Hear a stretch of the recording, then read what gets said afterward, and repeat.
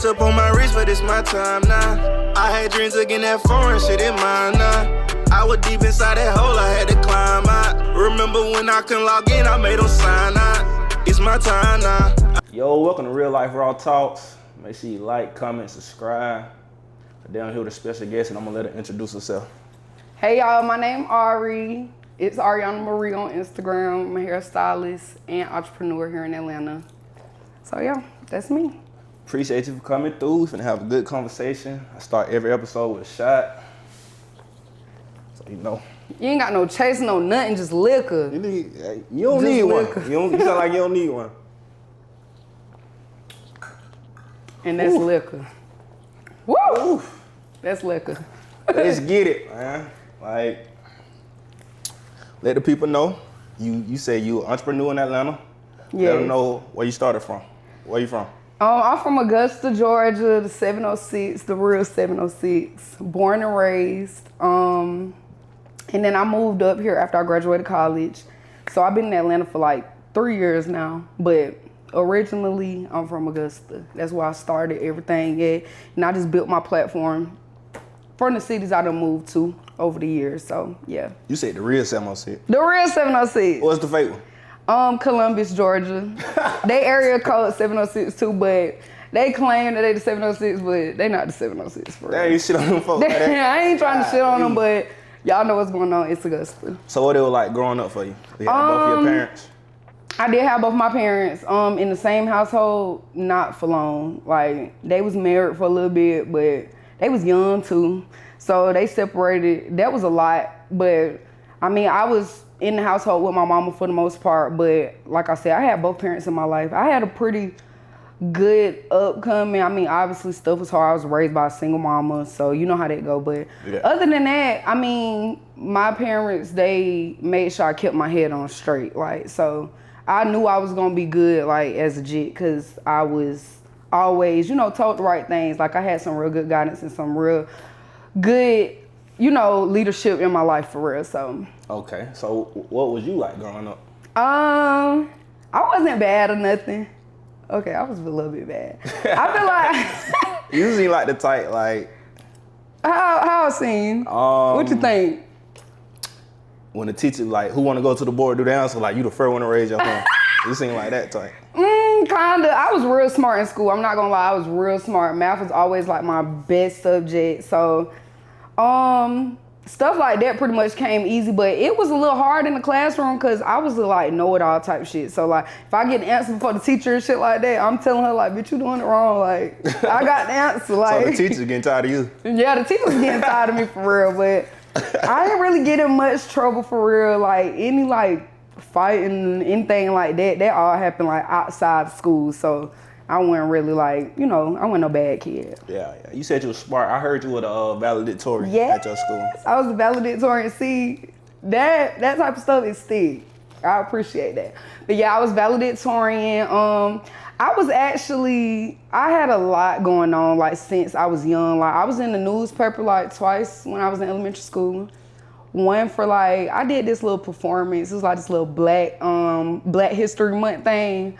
And I guess I had the top performance. I really didn't know why I ended up. Okay, basically it was like a wax museum theme that we did for Black History Month. It was like a whole show.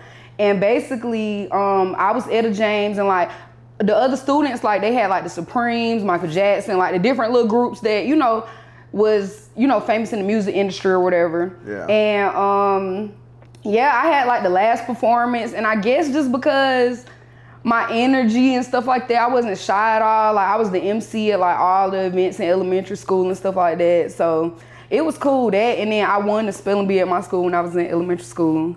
Then middle school, that's when I started getting like sports and dance and all of that. So it just progressed and progressed. And then high school, I was valedictorian. So you just did you just excelled at everything you did. Oh yeah, absolutely. And that's why, like, I feel like I know for a fact I'm gonna be rich. Like, I ain't got no choice, cause like anything I put my mind to, like, I'm gonna do that shit, and I'm good at it. So that's a blessing. Exactly. You just brought me back a childhood memory. I was in spelling bee too. You was? Third grade? Nah, fourth grade. What was the word you messed up? Man, it was an easy word too. The thing about it though, it was just everybody looking at me. we did all like everybody in the library in a circle. And the person that going got to stand up in the middle and say it. So that was just too much pressure for me. Yeah, you was nervous. It was a simple word too. I spelled it wrong. You know what the word was? I went to the county and it really pissed me off. You don't even want to know what the word was. The word was owl, but in my defense, I ain't no defense on that one now. it wasn't like the bird owl though. It was like owl, like you walking down the aisle. You know, it's AISLE, but I don't know what. I just kind of got like a little dyslexia. I just know I was at it was like the last 4 people at the county. Everybody looking at you, and then you know spelling bees is silent. Like it's completely silent. You can hear a pen drop in there. I was so nervous, like I said the wrong word, and as soon as I said the wrong letter, I knew I messed up. Like What'd you say, OWL? No, I didn't. I said like. Oh, you just spelled it wrong. I spelled it wrong. I might spell it wrong today. Yeah, to be honest. You can spell owl. I'm tricky sometimes. I can spell it, but that one. Spell it right now. I just spelled it. What you said? Hey, I'll trick it though. It easy, but it wasn't. AISLE. Yeah, that's what I would have said. But that's like being in elementary school, like you're not thinking that it even got an S in it. You know what I'm saying? But I knew I was missing a letter at that point, so I was like, yeah, I lost. They be like, do you want me to use it in a sentence? Yes. Then it's like, yes, I want you to use it in the sentence. What really be that hurt is when they ask you to use it in the sentence and you still don't know how to spell that shit. I was so confused. I was like, could you use it again in a different sentence? I made her say it twice. I remember that.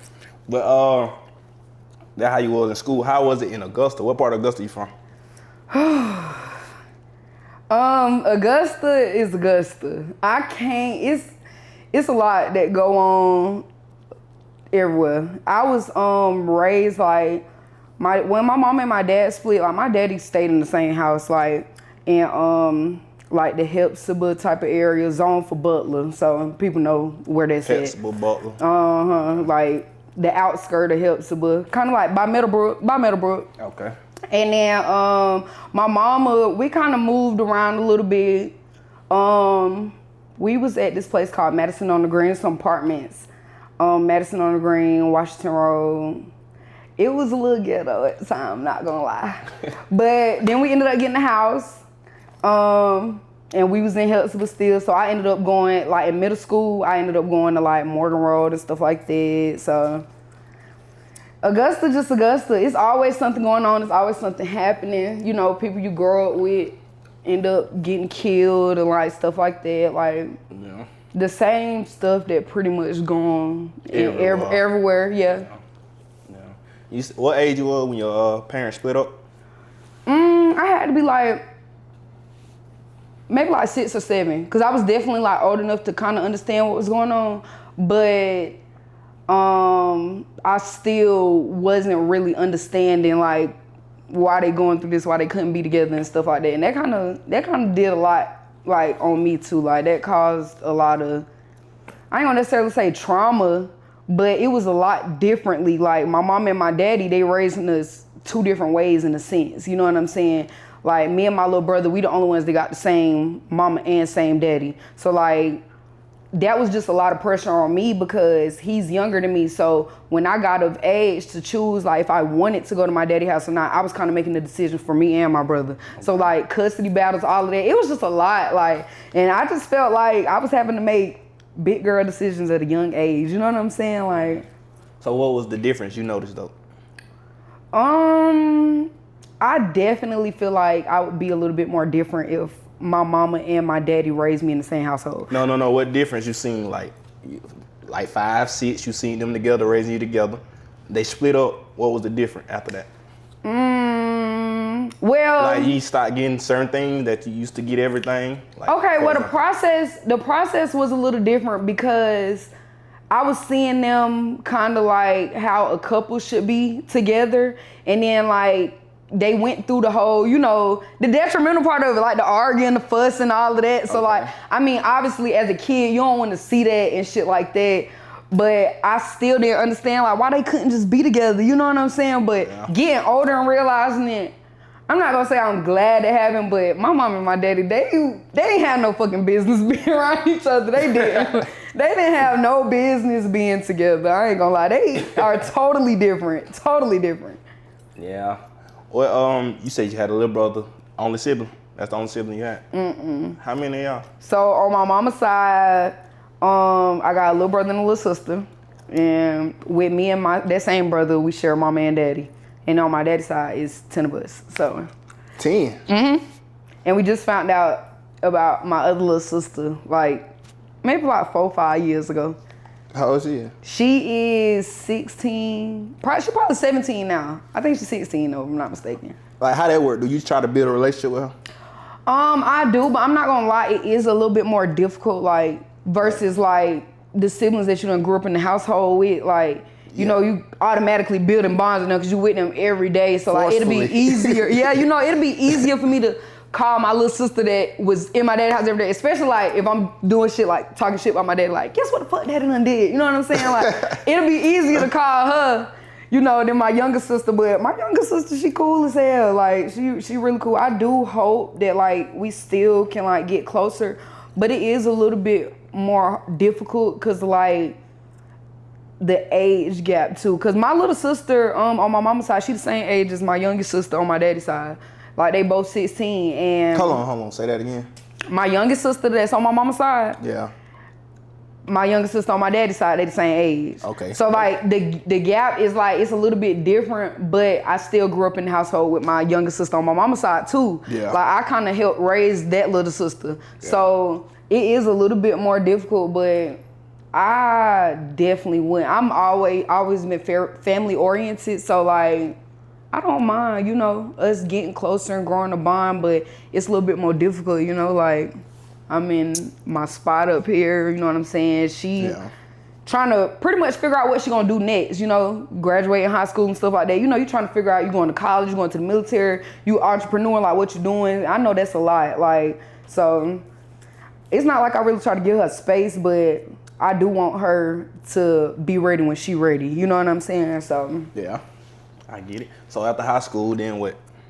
After high school, I hit the porch and I went running. Like, I ain't gonna lie. I was, when I was in high school, especially like junior and senior year, like, I ain't gonna lie, when I was younger, my mom and them, they would always like tell me like little stuff, like anything like friends, anything like, oh, they hating on you, they jealous of you, you know what I'm saying? Like, it wasn't until I got to high school for real where I really started to know. It's like, even middle school, like, it'd be like little situations that happen, like I'd be friends with some people and then like randomly they'll just start acting weird as hell on me, like I don't be knowing what I done did, you know what I'm saying?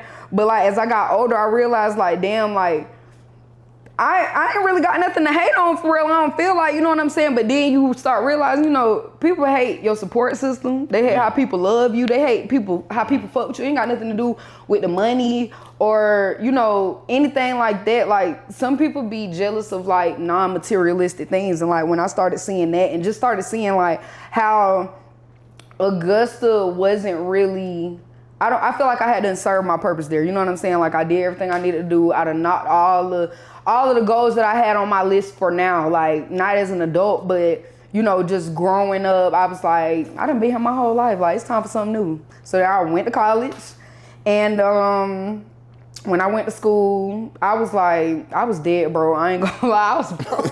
That's part of the game right now. That's part of the game, though. You know, like, I was dead, bro. I was applying to like everywhere. I went to school, you know, I went to Georgia Southern, so Statesboro ain't got nothing, literally. I thought Augusta didn't have nothing till I went to college, and then that really didn't have nothing. So applied to all them jobs, didn't get accepted, and I was like, my mama, she used to do hair, so I was like, you know what, I'm finna start doing hair, like, fuck it. I'm just finna do it like on some side hustle shit. And then when I started doing it and like realized wait. Well, what was that first moment? You said when you started doing it, when was that first moment of doing it? My first moment of doing it was me being broke as fuck. I'm talking about who you did it on. Oh, who was my first client? Yeah, how did you get your first client? Okay, my first, I can't remember my very, very first client, because I want to say my very first client got like some braids, like, because I was doing everything. I was doing braids and like regular installs or whatever like that.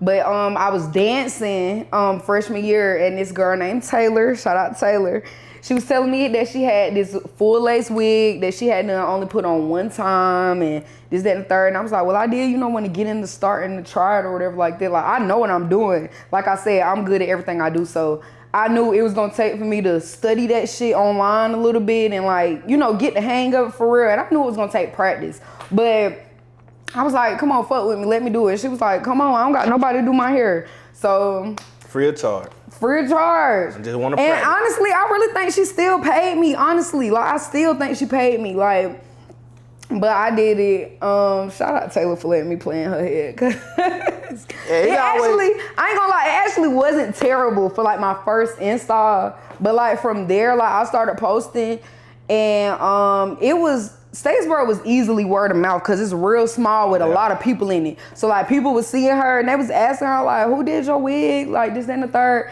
And like, I ain't gonna lie, it started like that. I was trapping out the dorm just like that. Yup. Everybody got that one person in their story like that let them get that opportunity, like your first everything.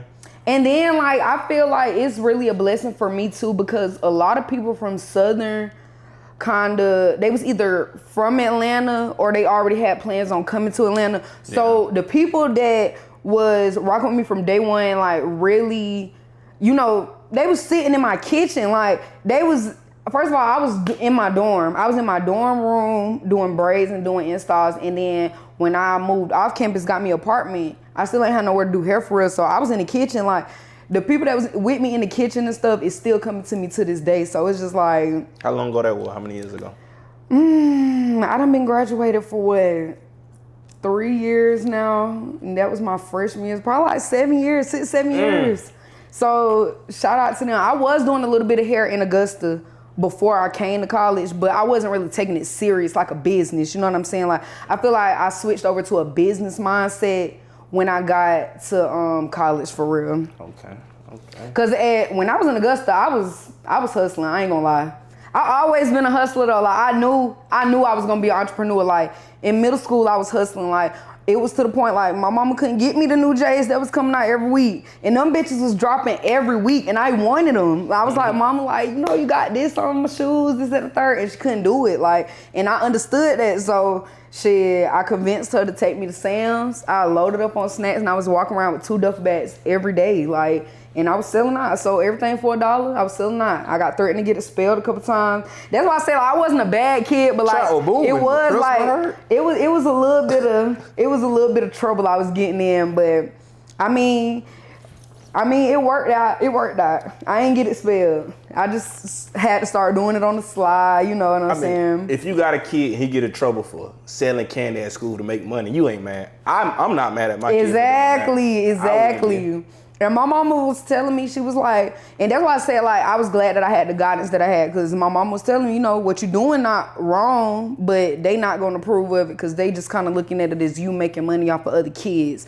So she kept it all the way. Yeah, she was like, you know, just it's certain ways you got to move. Like, don't get your ass caught, because you get your ass expelled, it's really not nothing you can do. You know what I'm saying? But like I said, I was doing so good in school too. Like, I had great ass grades. So, I mean, the principal really did like me, like, and my mama. So they was kind of in cahoots, like talking, like, you know, I just don't want it to be a big thing. You know what I'm saying? Like, but yeah, I always been a hustler for sure.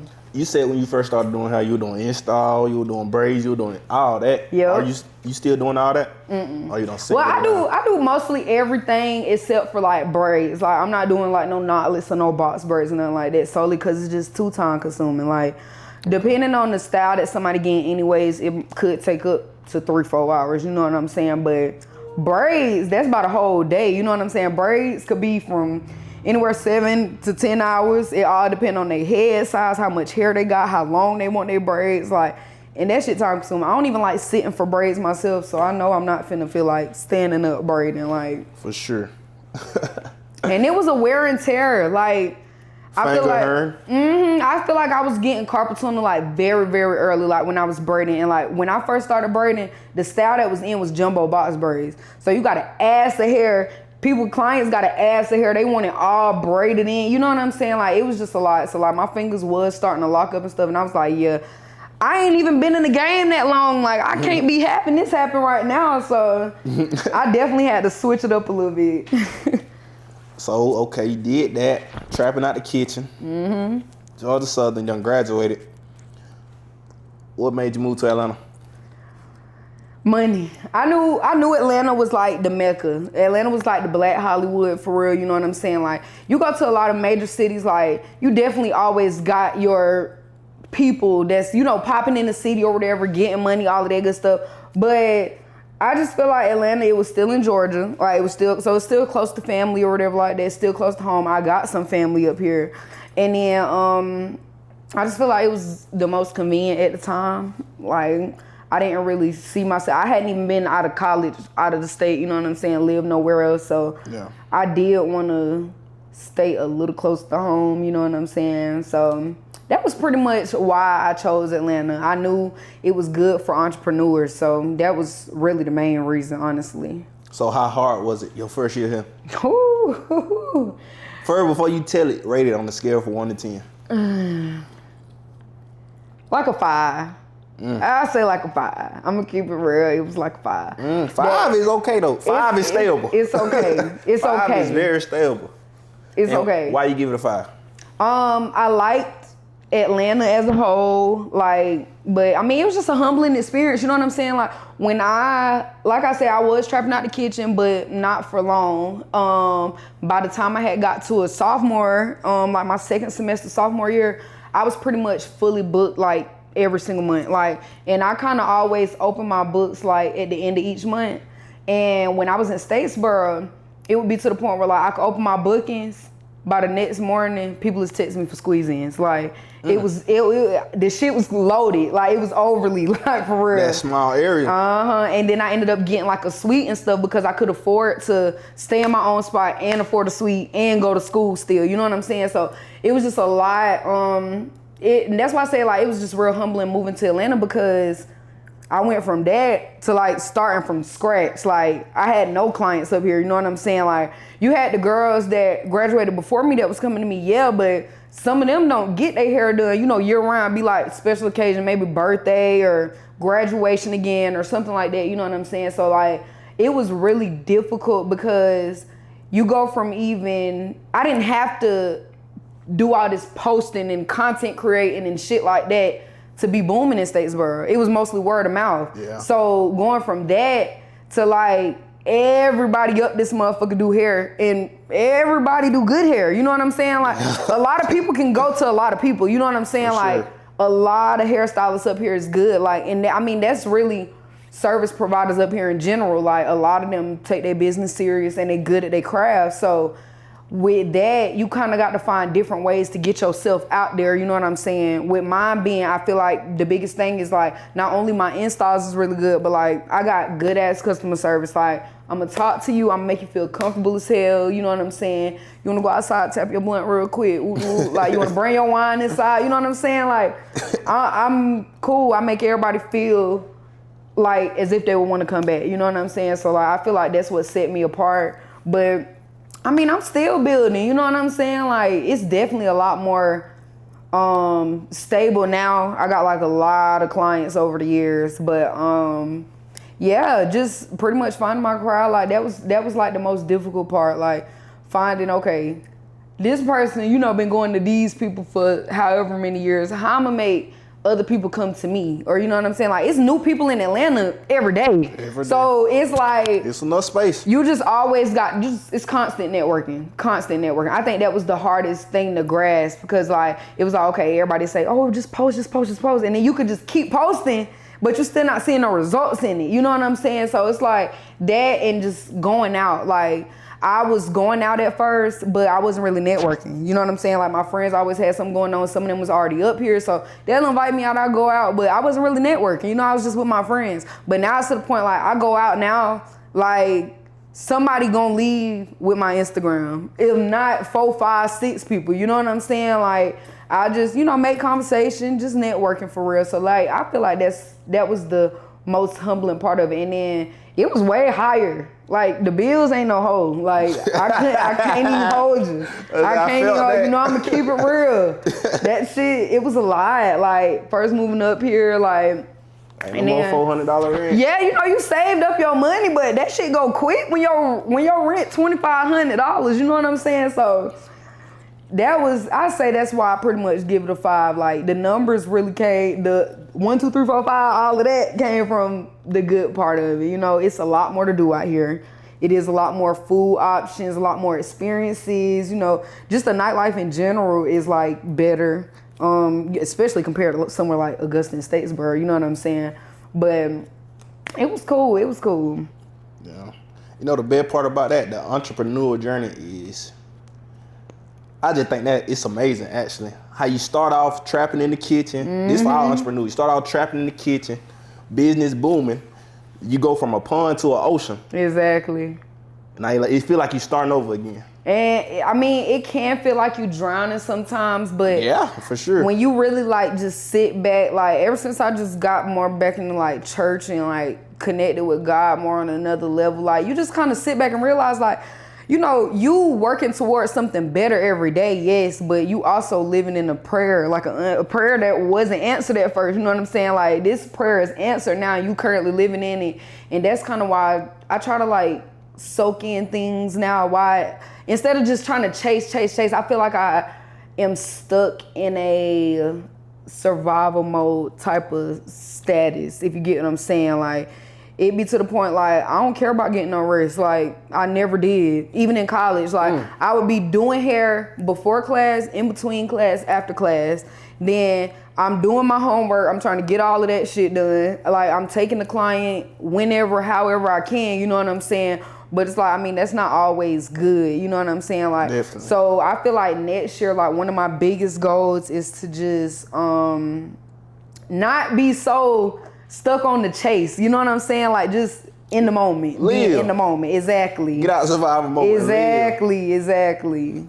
Especially since you don't put your trust in God. He gonna make sure you survive. And that's really the thing. You really go through all of it. I feel like that was like one of my most difficult things too. I feel like if I would have got closer to God sooner, it would have been a lot easier for me to like have the mindset that I have now. You know what I'm saying? Because I wouldn't be worried. I wouldn't be stressed. Because why? He already got it. You know what I'm saying? He already know what's gonna happen and how your story gonna go. Right. So as long as you give it all to him, and you really don't have nothing to worry about. Like, and this done been times where I done been dead down bad. You know what I'm saying? But I gave it to God. Like, and he come through. Like, I could have no money today, and then I got bills due tomorrow, and I get fully booked for the next 2 days that cover all my bills. Now I might not have nothing to put up, but my priorities taken care of, you know what I'm saying? So like, it don't really matter no more, you know what I mean? So it's God.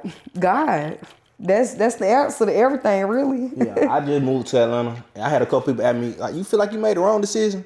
I feel like everything happened for a reason. So it ain't no such, I ain't gonna say it ain't no such thing wrong decision, but I feel like everything I do, as long as I learn from it, it ain't the wrong decision. Absolutely. As long as you learn from what you do, it ain't never gonna be the wrong decision. And not only that, like, it's not no such thing as making no bad decisions, shall I say, but at the same time, you move when God called you to move. Like, if that was what was told to you, if it was told to you to get up and move, something was told to you because you brought your ass up here, you know what I'm saying? So I definitely feel like it's a reason for everything. It's a reason, for sure. Everything happens for a reason. I don't care what it is. Everything. Okay. You done brought, not only do you do hair. And I sell hair too. Sell hair, you do hair. Content creator, I'm sure. Something like that. I'm trying to get back into it. Ain't no trying, you doing it. You gonna do it or you ain't gonna do it. It ain't no try. I'm trying.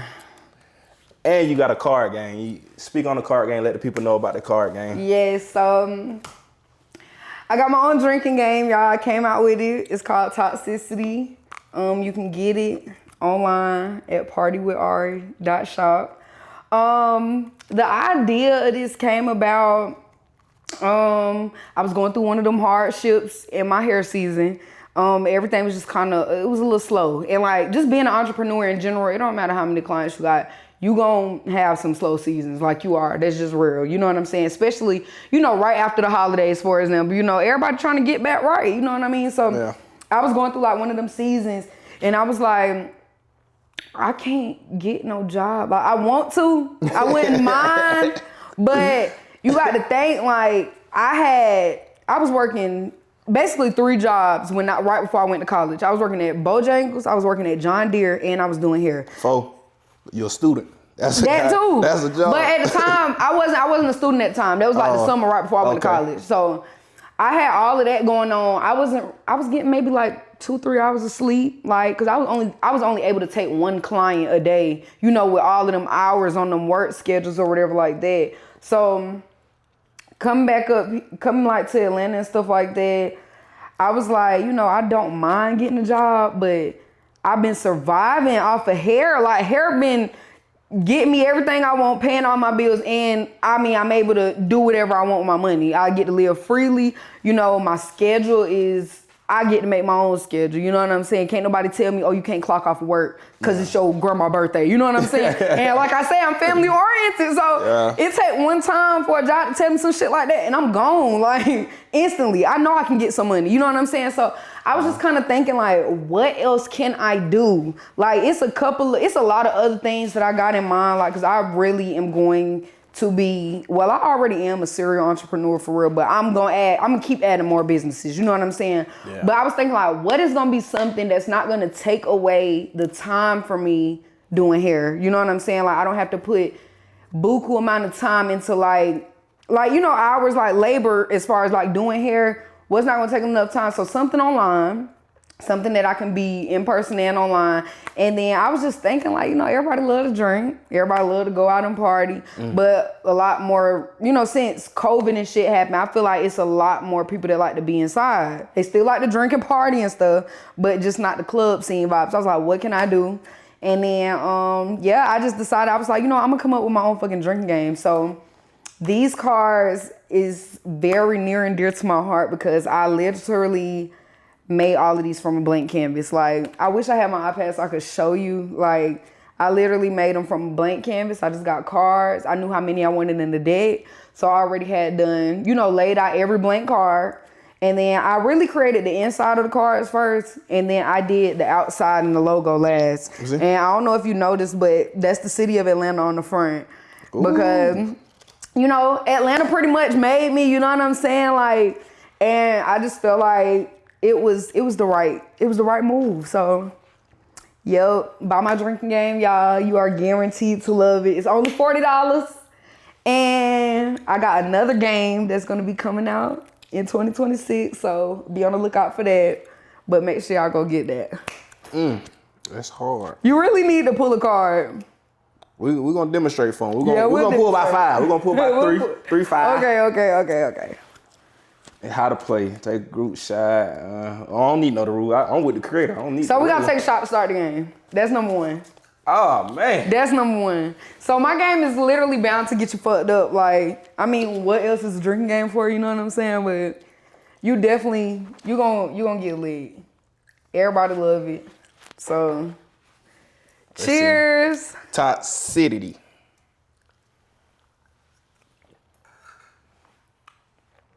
Nah, that's a 5D. I ain't gonna lie. Woo! Thank you. Now this here gets you paid in your sleep. Literally. This ain't taking no time from you. None. I don't shuffle the card. What we do, we flip them back and forth. Yeah, you can just pick one from the top. Who is the most sober that person drinks? Oh, you gotta take a shot. How you know I'm the most sober? Cause you took a shot when you came. That's it. Like you no, I didn't. We took like 3 shots. That's what I'm saying. Like you, yeah, they take it. You act like you ain't been drinking all day now. Nah, don't do that. Nah, I had a little wine before you came though. So go ahead. Woo.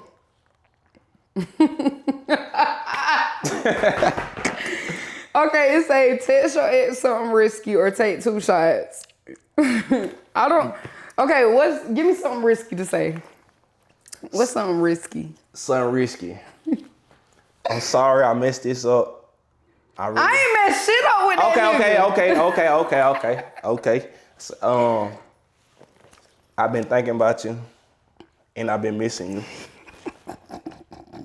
This shit just such a joke, bro, cause he just know this not me. He know this ain't no shit I say. What you say? I've been what? I've been thinking about you and I'm missing you. Just checking on you. Ugh, I hope hope no bitch don't go through this nigga phone. I've been thinking about you and missing you. Missing you.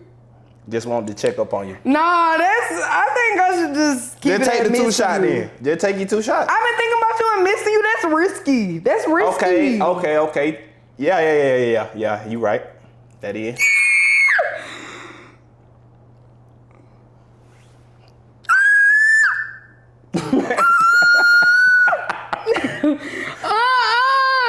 I just got hot. That's a little too risky now. You sent it. I sent it. See, hey, you made the game. Yeah, the phone got to get the fuck on for real, cause like when we're gonna pull 2 more cards. I'm gonna pull one. You gonna pull. All right, man. Respond to your last DM or drink. I don't even know my phone now. And watch it be this nigga homeboy or somebody. Oh yeah, it gonna be something like that. For sure. Now actually look. What is that? Daily devotions? Yeah. Hold on, I'm in one of them. We might be in the same one. I don't even know how I got in it.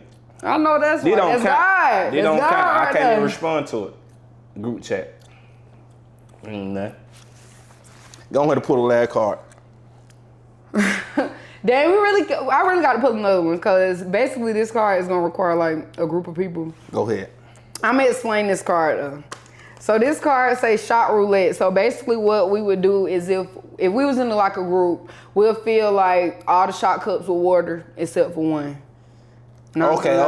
And then like, you know, you kind of got to guess who got the liquor shot based off of like their facial expressions or whatever like that.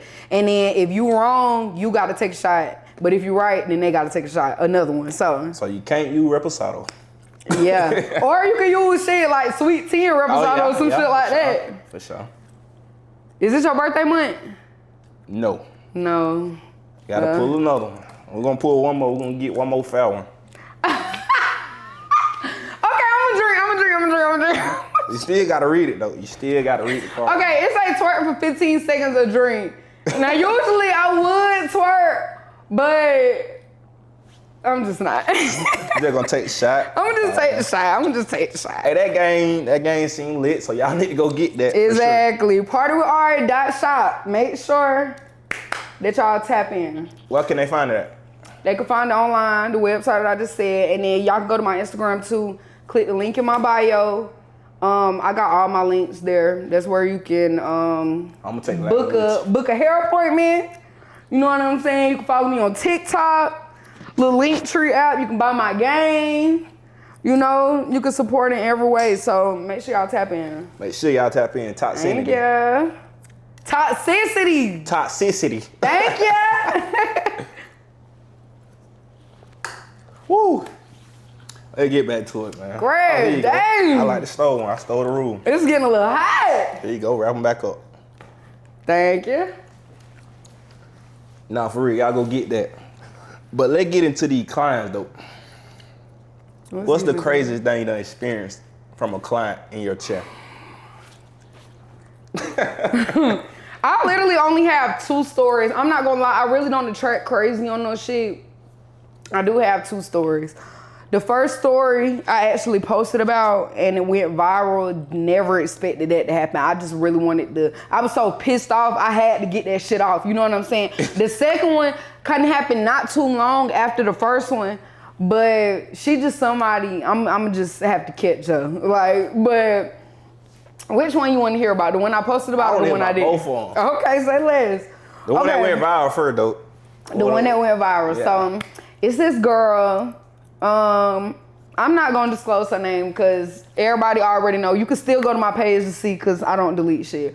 But long story short, this girl, we had some mutual friends because like we was both like work. I ain't even gonna say friends. We had mutual acquaintances basically. So, you know, small towns, you be even surrounding areas like Statesboro, you might be Facebook friends with somebody from Statesboro or some shit, Swainsboro or some shit, you know what I'm saying? Like, just, you know how Facebook works. So it was kind of like one of them things, we was friends on Facebook, she was doing hair, I was doing hair, she was living in Atlanta, I was living in Atlanta, cool, whatever. All right, we'll kind of share each other posts every now and then, we'll, you know, just supporting a little bit, you know what I'm saying? Long story short, her birthday was coming up, and she ended up making a post asking like who wanted to do her hair for her birthday. I never seen that post. I never interacted with it, liked it, commented, nothing like that. But she basically was reaching out, I guess, and then she hit me up on some shit like, can you do my hair for my birthday type shit. So I'm like, hell yeah, you know what I'm saying? She had a platform and she was young, you know, with a younger platform or whatever like that. And she was, you know, trying to get content and shit like that too. She didn't really explain that part, but I mean, it's obvious that you can look at somebody and tell they're content creator, you know what I'm saying, by the stuff that they post. So I just thought, you know, okay, cool. Like, you know, we gonna collab, like it'll be cool, whatever. We had never discussed like a price or anything at the beginning, I'm not gonna lie. But that was just because like me personally, if I'm an entrepreneur going to sit in another entrepreneur chair, like for example, like the girl who do my lashes, Coco, like she from Augusta. I never ask Coco the price. I just pull up and then I ask her, you know, what's my damage at the end? You know what I'm saying? Cause I just know, like I know I'm gonna have to pay. Like I'm not looking for nothing free or no handouts and shit. I could post a picture right now and it could go viral. But that might not do nothing for Coco business, you know what I'm saying? Even if I do promote her lashes. So I'm not expecting for no free handouts. Right. Long story short, she comes, she gets her hair done, and it was just a lot going on. Like, first of all, like I said, I treat all my clients like, you know, I make them comfortable. It was her birthday and stuff. I had like a little small bottle of Dawn. So I was giving her Dawn shots, like everything. She was already like an hour late to her appointment. That's number one. After 20 minutes, your ass usually cancel. But like I said, I was fucking with the girl, you know what I'm saying? Like we not friends or nothing like that. We ain't never even hung out, but you know, we support each other from the media. You know, we both from small towns in Georgia or whatever. Both moved to Atlanta, entrepreneur, hairstylist, woo. Yeah. So, you know, I'm just being cool with the girl or whatever like that. And so she came and her hair she was already late. Then her hair, she dyed it herself. And when she dyed it herself, she kind of like, you're not really gonna know what I'm talking about. But she kind of stained her knot. So like, it's not gonna make the install look as realistic for real. So what happened was, I was like, I'm gonna have to go in and, you know, fix this, you know what I'm saying? So that obviously took, you know, extra time on top of the hour that she was late. So her appointment was originally at like 8 o'clock. She didn't get it till like almost 9. It was like 9 something. It was after 9 for sure. We ain't finished her hair till like 12 something because I had to go in, you know, redo this with the knives. Then I had to rewash it. Then we had to dry it. You know, all of that good stuff. It's a process. In the moment, in the midst of all of that, you know, we having good conversation. She going TikTok live. She getting her little content or whatever. You know, I'm pouring her shots or whatever. I really don't let her finish my Dawn bottle. Like, but I'm not tripping on it though. You know, it's your birthday. Happy birthday. Woo. Like, so cool. Everything all said and done. And she basically pulls out like money at the end. Like at the end of the service, she pulled out money. And she was like, here you go. But me, like, I'm sweeping up everything like that. I'm not really paying attention. Like, I just grabbed money, like, put it to the side. Like, I ain't even touched the feel, like, how much money it was, like, because I'm sitting here, she basically said, here's your tip. But I'm thinking, like, you know, this your tip, and then I'm just going to, you know, virtually send, you know, the rest of it or whatever like that. So I'm really not tripping. I'm like, thank you, sweeping, cleaning up, woo. I'm done cleaning. She done left. But, like, this right after she left now.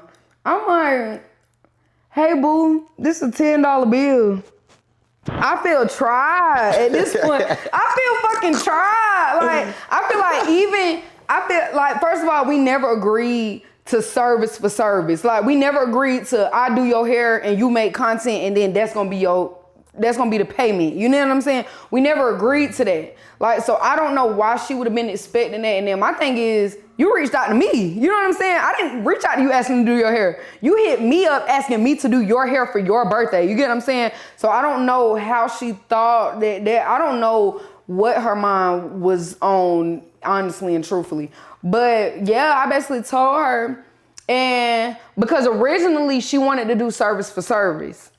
But when I started, you know, kind of studying her work, I was like, you know, I really do my own hair. Like, I don't really want to do no service for service because, I mean, no offense, but everything not a hit. It be a hit or a miss. And you know, no disrespect, but I like to do my own hair. So you can just send me I still discounted her. You know what I'm saying? I was like, you can just send me $190 for the install. Mind you, my basic install is $190. That's like without the coloring fix that I had to do. That's without no late fees. I didn't charge her no late fees. I didn't charge her no same day customization, none of that. I just told her, just give me $190, like, just for the basic install. Everything else would be free since, you know, I did kind of go back. Like I said, I wanted to do, we was okay with service at first, and then I was like, nah, I don't want to. Like, which I just feel like it's still respectable because I still did your hair. You know, it was still time that was taken into that. So that was that. And she basically hit me back. She really wasn't hitting me back at all. Like, she would like open my messages or like she'll say something back. Like, it'll be some little shit, but she wasn't really like directly answering my questions and shit like that. So then it got to the point where it was like, okay, like, I feel like you're playing with me. So I ended up writing on her Facebook wall like, hey, hit me back. So then she hit me back and she was on some shit like, in a sense, she wasn't gonna pay the shit. So I was like, okay, I got something for all that. Damn, what you do? I get on TikTok. Oh, my And God. I'm like, Story time. this is story time about another Atlanta hairstylist that done tried to play an Atlanta hairstylist. You know what I'm saying? Like, so I done posted the shit and like, you know, my people just commenting on it like, no, that's dead ass wrong, da da da. It was actually a lot more shit that had done happened, like in between all of that, like, because after I woke up the next morning and the shit was viral, you know, she hadn't blocked me on certain like apps and stuff like that. Then it was like told to me that she hadn't got on her spam page on live talking shit about me. Like, it was just a whole bunch of shit. And I was like, girl, I never talked shit about you. I literally just wanted my money. You know what I'm saying? Like, it's a business. At the end of the day, it's no hard feelings. Like, I did a service, bitch, I expect my money. Simple. Like, so then everybody on Facebook, like, cause I think I went live on Facebook or something like that too. Like, everybody was commenting. Then, you know, like I said, a lot of people is mutual friends on Facebook. So they on her page on some shit like, man, pay Ari her fucking money. You know what I'm saying? Shit like that. Like, and then, yeah, she was just really, I felt like it was just a really shady ass move. I wouldn't expect no shit like that. But, you know, being too nice, you know what I'm saying? Like, definitely. As an entrepreneur, you gotta stand on fucking business. For sure. For sure. And that shit definitely taught me, like, I wouldn't dare let nobody hand me no cash and walk out this motherfucker unless I counted first.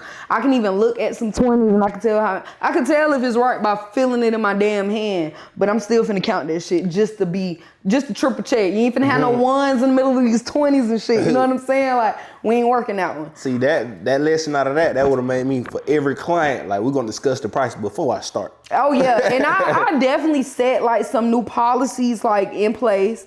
So when I do text my clients, I very much let them know cash only. You know what I'm saying? Like, I stopped if you're not one of my day one clients that I know for a fact, you're not gonna even try to pull some shit as far as the dispute or no shit.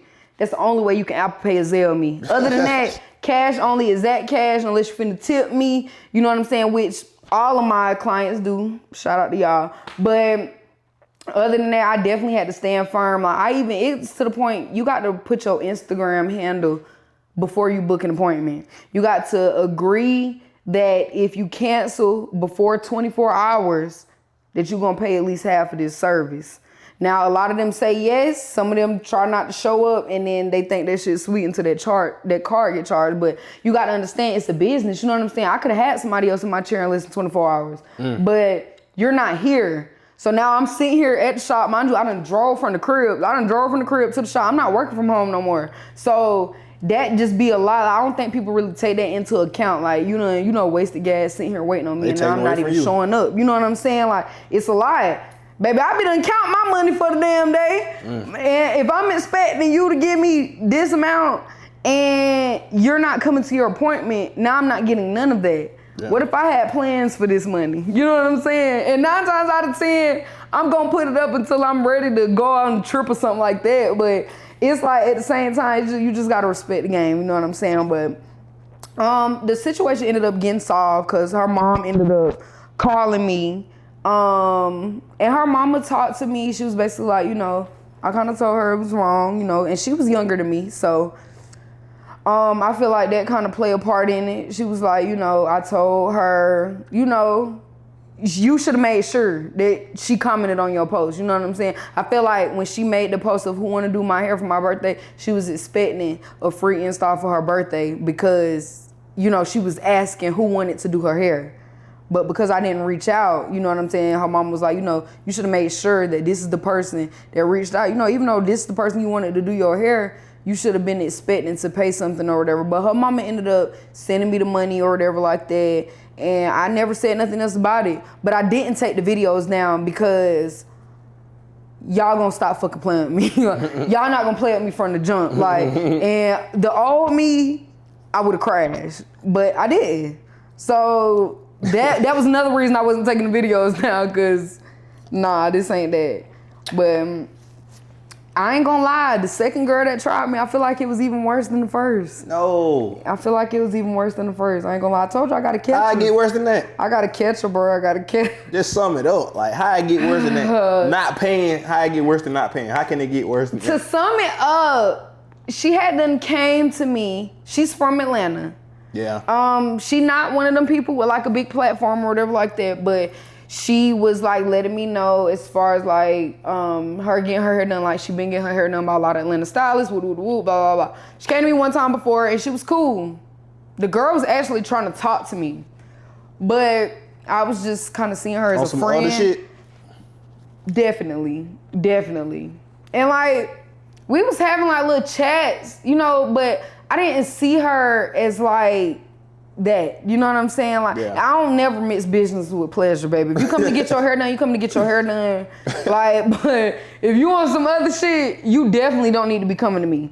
But like, yeah, I was just kind of cool with her. And like, when she was she was like really open. I feel like when we was first like communicating, she was pretty much open as far as like stuff that she done been through and stuff like that. And I kind of felt bad, you know what I'm saying? Like, everybody go through shit, but like, if you can like make it out that shit, like, it's respect to you, you know what I'm saying? So like, I was fucking with the girl as far as like, you know, giving her advice and stuff like that. Like, yeah. And like I said, we wasn't talking every day. It was like just some small chop it up shit or whatever. I had done did her hair before. She had done paid me or whatever like that.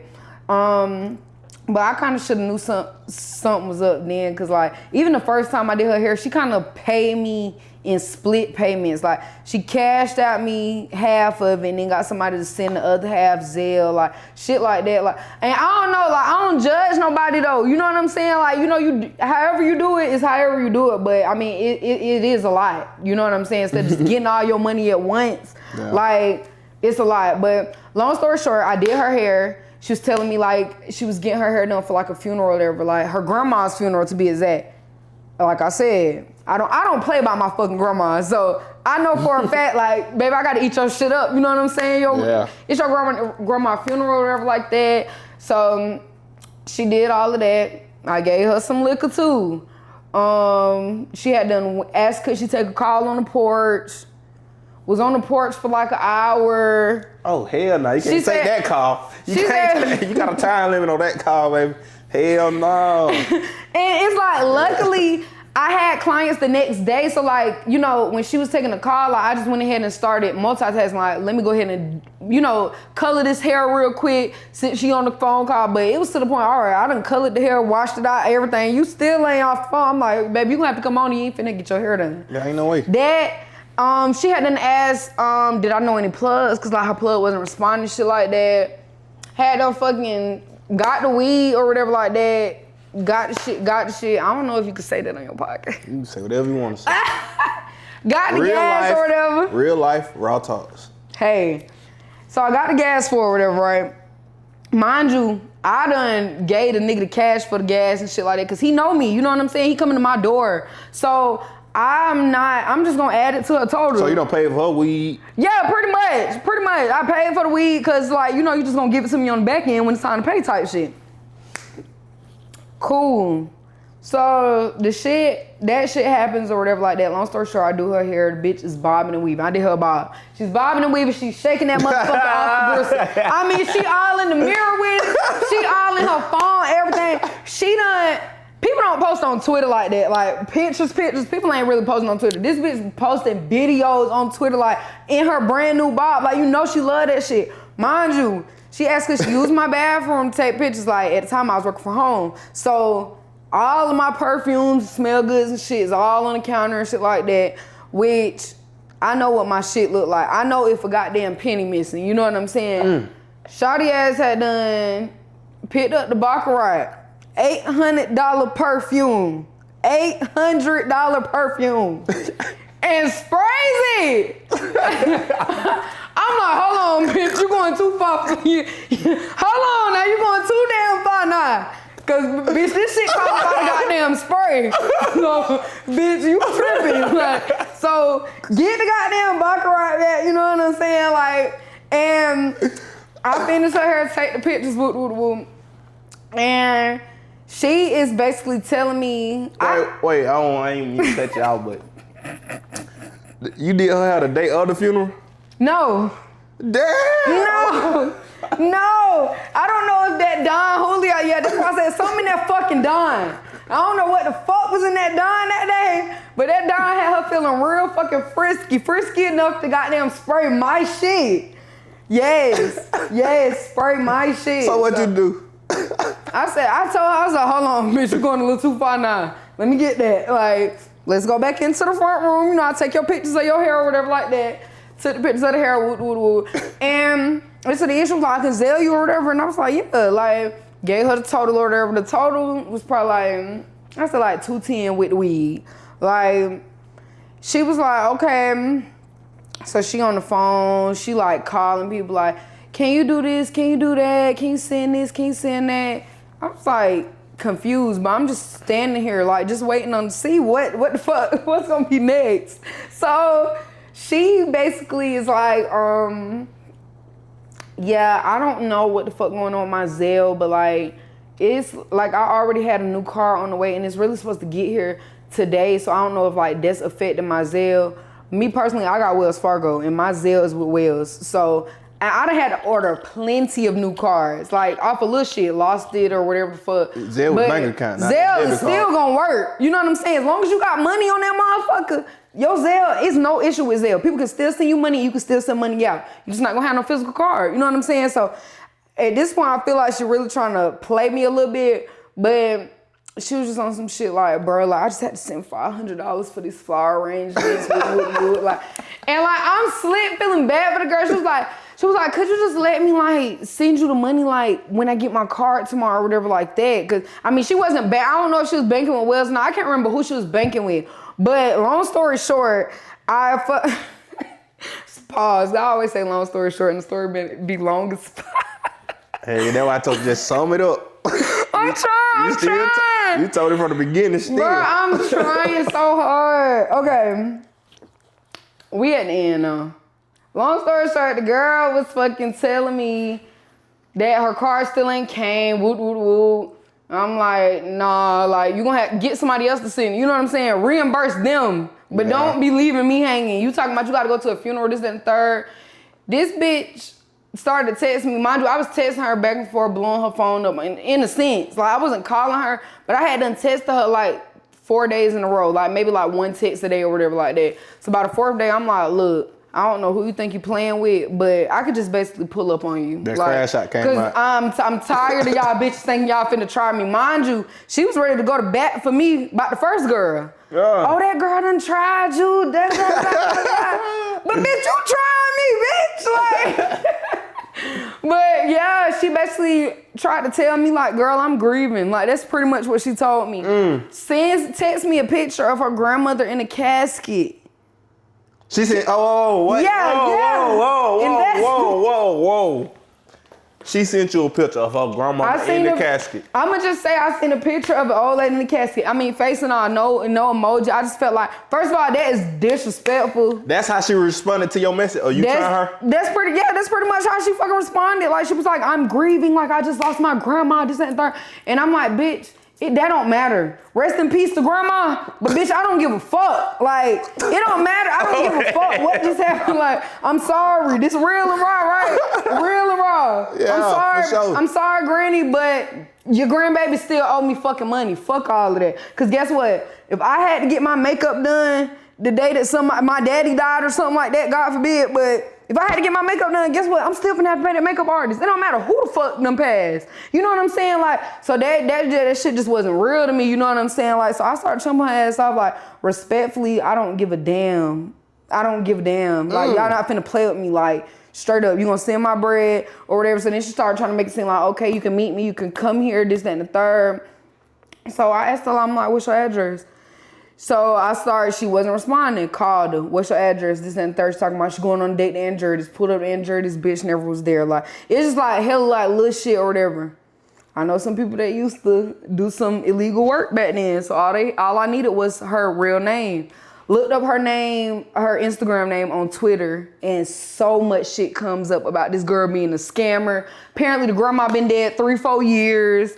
Like, all of that shit was just cap. Like, it was just all cap. Like, and that's what makes the story worse, because like, you went out of your way to literally lie to me when you didn't have to. You know what I'm saying? Like, it wasn't even that deep. Like, all you had, I would have rather you said you ain't had the money. Like, I probably would have felt bad and still, you know, either fuck with you on a discount or something like that. But child, it was just a mess. It was a fucking mess. But long story short, YSLJ, you know, I got that for you. It don't matter if it's 20 years from now, I'm gonna get that. But yeah. That one for sure. I know that was just a lot. Nah, I ain't talking about a lot. Like, you got them good storyteller, first of all. I know, I'm not. You a good one. You went into detail for sure. But that one is for sure worse than the first one. The first one stood on business. Like, she ain't come with all them excuses. Yeah, it's like, Shawty sent the picture of the grandma in the casket. She sent the picture. I swear, like, if I'm lying. That's on some next level, like that's crazy.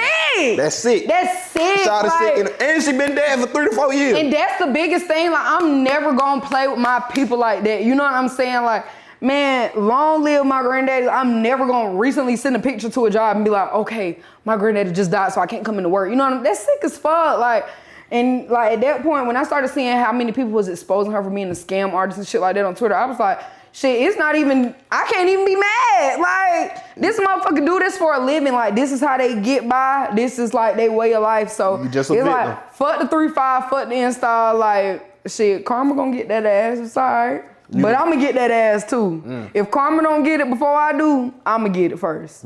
So that's you ain't gonna let that go? You just say you done got closer to God, and you can't be holding grudges. Like, if you doing that, like. Okay, I feel like for the most part I have let it go.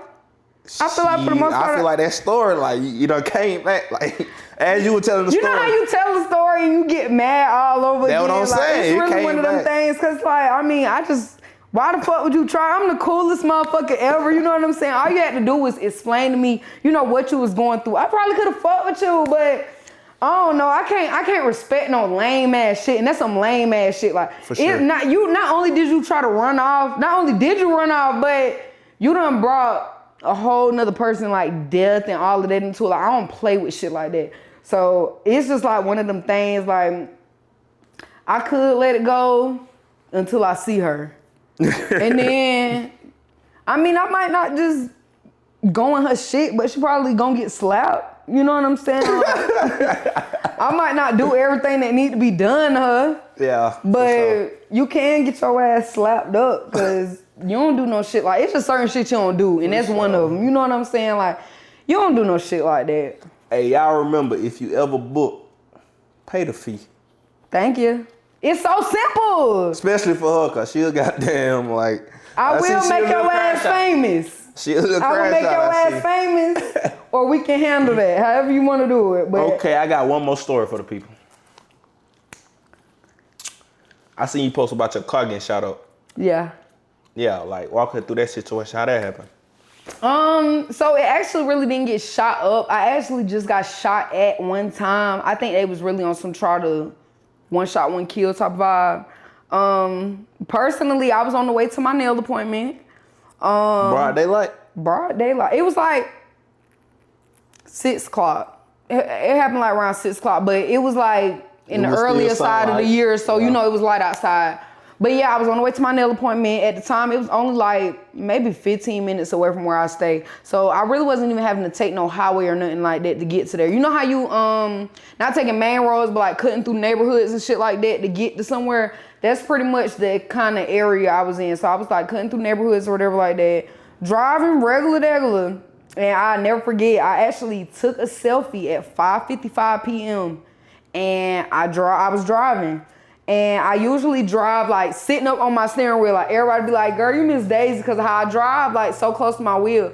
I so happened to like change the song and sit back. And as soon as I sat back, that's when that shit happened. It was random as fuck. I had only been up here for like, not even a full year yet. I was only up here for like maybe 10, probably like 10 months. 10 months. Really not even 10, probably like 8 months. Yeah. And yeah, I was just driving. It was one lane this way, one lane this way. So I was like driving, and in the car that was driving by, that's who like did it. And like as soon as I sat back, they shot. And like at first I really didn't know it was a gunshot. I just heard a loud ass bang. And I was like, what the fuck? Like that shit kind of like, I was in shock. Like that shit kind of threw me off. Like I knew some shit had done happened. I looked to the left, I see a hole in my window. Like, I really don't even know how I didn't like freak out then, but like, I really couldn't see for real. And I looked up in the mirror and all of this was just bloody as fuck. Like I knew why I couldn't see. It's fucking glass and shit in my eye. So like immediately like I swerved over. It so happened to be like a little miniature daycare or whatever right there. I pulled in that parking lot and my phone at that point was like on the other side of the damn car, so I don't even know what the fuck to do. I'm trying to find my damn phone. I can't damn see. I'm only seeing out of one eye, and I'm driving with the right hand. So I really done all of this is like just leaking blood. So I'm one arm, one eye, and I'm looking for my phone. I get my phone, call 911, and she basically asked me what happened. I'm like, I was just shot at. Like, I don't even know if I'm fucking shot at this point. Like, I'm here. Like, I'm basically telling her, like, I had never been shot at before. I done been around gunshots and shit like that, but me physically getting shot at, I ain't never had no beef that deep, you know what I'm saying? Like, for nobody to want to pull a gun on me. So I'm basically telling her, like, look, I don't know if these motherfuckers finna try to come back and finish the job and shit. She basically telling me, ma'am, stay right there, you know what I'm saying? Don't move. And I'm like, bitch, I'm not staying right here. These motherfuckers can come back and spin the block and try to murk my ass. Like, no, I'm by myself, you know what I'm saying? I don't even know where the fuck I'm at for real. Like, I know I'm down the street from my homegirl house that do nails, but, you know, she stay in a rather nice neighborhood. So I'm not even expecting no shit like this to be going on. I can't even tell you, you know, my location type shit. She like, the officer's on the way, woot. And mind you, I'm in Cobb. This is happening in Cobb fucking county. Like, this is supposed to be where the police and shit don't play and shit like that, and they don't. But I never had no run-in with the police. So, I'm sitting there just waiting. She was like, I'm gonna stay on the phone with you, you know, till they pull up, this and the third. Officer pull up. I feel like, I'm like, okay, he pulling up, da-da-da-da. She was like, okay, I'm gonna stay on the phone till he, you know, have his little initial talk with you or whatever like that. I know you scared, this and the third. And I was like, okay, cool. He gets out the car with his gun out. He on some shit like, open the fucking door, put both of your hands out the car. I'm like, what the fuck? Like, bitch, the job finna get finished by the motherfucking police. Like, what the fuck? So I open the door. I'm basically telling him like, sir, I can't move my right arm. Like, this shit is like bloody as fuck. Like, I can't even bend the shit at this point. You get what I'm saying? So I'm basically telling him, like, I open the door and I have like my left hand out. And I'm like, I can't move my right hand. He starts screaming like, both hands out the motherfucking car. So I'm like, okay. So I'm literally having to like lean out the whip to like put both my hands out because I can't really like, you know, stretch this arm all the way over. So then he like, you need to get out the car right now. Like, and then as he approaches the car, he on some shit like, oh, you're the one that got shot at. And I'm just like, bitch, no fucking shit. Like, you know what I'm saying? Like, so I get out the car. Mind you, the apparel that I have on, this is important. I have on a t-shirt and some shorts. And the shorts is pretty short, I'm not gonna lie. Like, but like I said, I'm literally just going to my homegirl house to get my nails done. Like, so He comes and he starts like patting me down, like all in between my legs, everything, like, and I just feel violated as fuck at this point, because I'm just like, what the fuck, bitch, I just got shot at, you know, my heart's still racing, I'm still scared as fuck, like, and then he talking about, I'm trying to make sure you're not shot anywhere else, this, that, and the third, like, mind you, I was only grazed by like on my arm and shit like that, like, but. Why your face was bleeding? The glass, all the glass had them busted, okay. like, yeah, so the impact of the bullet, like, the glass had basically got this whole half of my face. Okay. That's why I couldn't see too, because it was glass in my eye. So as we're waiting on the ambulance and shit like that, I called my ex-boyfriend and I'm like, yeah, he was my boyfriend at the time, but I was basically telling him like, yeah, I just got shot at. He like, what? Like, that shit kind of threw everybody out, because like, you know, we in college, like, this supposed to be like the safer part of Atlanta or whatever like that, you know what I'm saying? So he like on the way, he not even that far or whatever like that. And like the man, like I said, he done violated me. Like I just feel like disgusted, you know what I'm saying? Like I got on shorts, so if I was shot anywhere else, you would literally see blood, you know what I'm saying? Some type of hole, some type of something. So all of that touching on me and shit, I didn't fuck with that.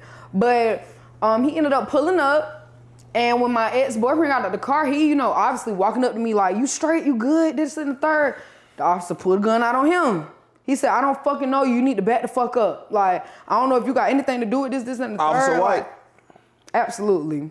So, he started going back and forth with the officer. I'm basically telling him like, bro, he already on one, just listen to the nigga for real. Like, don't even get into it. This nigga walked out on me with his gun drawn. I was the one that got shot at, you know what I'm saying? I'm the fucking victim here. So I was like, just listen to him, like, just don't say shit. Then the ambulance pull up. So it's just like a lot of chaos going on, because they had to block the whole street off, because after I got shot, somebody got shot too. Like I didn't get hit, but somebody else did get hit. Same person, I bet. It's probably the same person, because it was on the same street, just in like, I guess like an apartment complex that was off that same street or whatever like that. So they ended up having to shut the whole road down. So now you got traffic all on both sides of the scene. You got cars and shit, everybody staring at me and shit. They trying to flush my eye out. They asked me all these fucking questions. The police walking up to me, asking me, am I in a gang? I'm like, bro, I don't even know no fucking body down here. You know what I'm saying? Like, I literally moved up here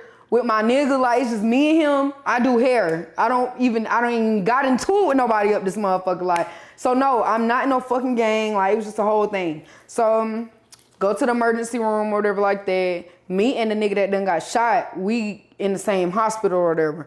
At that point, they shut the whole hospital down. So they figure out, you know, the investigators do their investigating and all of that shit. Figure out who is what and what's going on. Can't nobody come in or out. So I couldn't even have visitors for like the first 2 hours or whatever like that. After he finished questioning us, he gave me a case number and shit like that, because they wouldn't even let me get my purse. Like if I wouldn't have got out with my phone, then they would have said my phone was a part of the crime scene. Then they would have, you know, been able to keep that shit. So he basically gave me the number I can call to get my belongings and shit afterwards, because my car had to get towed and all this other stupid shit. So I had done called my mama like in the midst of all of that, and she was on 2 wheels to come up to the hospital, no cap. She was on the way to see me, and they was able to be in the room like when I got my stitches and shit like that. I had to get stitches in my arm, and then they basically just had to go in and like get all the glass out my face like one by one. They had to keep flushing my eye, and I had contacts and shit. Contact done ripped because the glass. It was just a lot. Like it was a lot, and like that was really traumatizing for me. I'm not gonna lie. Like I still feel to this day I need therapy for like not only that, but like just a lot of other shit. But yeah, like even leaving, like that was the day that I found out police don't fuck around. You know what I'm saying? Like, because even when we was leaving the hospital, mind you, I hadn't been at the hospital for about maybe 6-7 hours. So I leave around like 12:30, 1 o'clock, and we still in the area of like where we was staying at the time. Yeah. So we not that far from the crib, but leaving, we get probably like, actually, I pull up to the police station because the detective was like, you know, I still got your purse and stuff like that in the bag. You can just pull up. He was like, the police department closed, but I'm still here or whatever. Pull up, get stuff. He was like, I'm so sorry this happened to you. He was like, I was basically like, you know, what do you think was the cause of it? Because like, I don't know nobody here genuinely. And he was on some shit like, basically like a lot of them like be on some shit like, I'm going to catch a body to get in the game type shit. So it was really on some, you probably could have been the first motherfucker they seen. They was like, fuck it, I'm finna do it. You know what I'm saying? Like, and it could have just been that. And he was like, thank God, you sat back, when you said you usually sit up. Because he was like, if you probably would have been sitting up even one more centimeter, you probably took a bullet to the face or the head. You know what I'm saying? So, thank God for that. But as soon as we left the police department, we get pulled over by 7, 8 police cars. Like, it was so crazy to me. Mind you, I'm still in the nightgown. I still got plastic bag with all my shit in it. Like, I'm just like, what the fuck could be possibly happening at this point? Like, they come out, they basically tell him, like, sir, your tint too fucking dark. He don't give a fuck about getting into it, people. So he on some shit like, you telling me my tint too dark? First of all, I bought my car after a lot like this, you know what I'm saying? Like, so if my tint too dark, why did it take 6, 7 officers? Next thing you know, somebody knocking on my window. I'm like, damn, what the fuck do y'all need me to get out? Like, mind you, my whole ass is out. I'm in a hospital gown, like, so I'm just like, what the fuck? Like, I was just so stressed out. It was just a long ass day. And yeah, they was just kind of giving us a hard time at first. And then I basically told them, like, look, I done got shot at today. I done been in the hospital for fucking hours. Like, I didn't plan none of this shit. Like, I done got stitches. Like, can y'all do whatever y'all gonna do so we can get the fuck home? Like, for real, straight up. And then they started asking me questions about the shooting and shit like that. And then they like, oh, this is the girl that was on such and such street, this, that, and the third. Immediately, they was like, have a good night. Which is crazy. And then I'm telling my dad, because my daddy, he worked for the state or whatever. So I'm telling him, like, what just happened, like, with the police, like, even since earlier. And he was basically like, nah, I'm going to figure that shit out type shit. And he sent me a link the next morning, and cop police had them fucking shot somebody. Like, they had them guy, I don't know if it was like a shootout type of situation or what, but I was like, you could tell by the way they approached us, they was on that. You know what I'm saying? Like, they was ready for you to have some shit, or they was ready for you to get bucked with their ass, and they was gonna make a lesson out of your ass. And that shit there definitely showed it. It was a lot. It was a whole lot. That was a really crazy experience, I'm not gonna lie. That was like one of the craziest things ever. Them crazy ass stories, nah, I ain't gonna lie. Yeah, when I tell you, I can go on. Baby, I got some stories, but another time, another day. Another day. So how you liking in Atlanta now? I love it. I feel like I'm finally like living the life that I've been wanting to live for like a long time. Like I always like did what I wanted to do for real, but like I'm able to leave Atlanta whenever I feel now. You know what I mean? Like, yeah. I just came back from 2 vacations back to back. 2 big vacations that day. I went to Turks, came home for 3 days, ran up some money with my clients, went back to Aruba. You know what I'm saying? It's like, I'm kind of living the life that like I want to live now. So like, I'm very grateful and thankful and blessed. And I love Atlanta. Like, I mean, I feel like Atlanta is definitely not what it used to be. You know what I'm saying? Like, before I was of age to party and shit like that, I wanted to come party in Atlanta. And it's like I wasn't old enough yet. I didn't have no ID or nothing like that.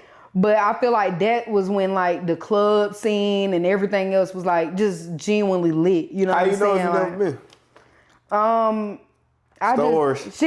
Word of mouth for real. Sometimes the stores ain't what they seem like. I don't know. I know the people, like, I done been out sometimes in Atlanta, like, more recently, and I kind of feel like I didn't really do shit. Like, I didn't have fun. Like, it's just like, that club waste of damn money. For our generation, that club scene shit, it's dead. Slowly dying. It's dead. It's already dead. You got to think about it, though. You got trail rides taking over.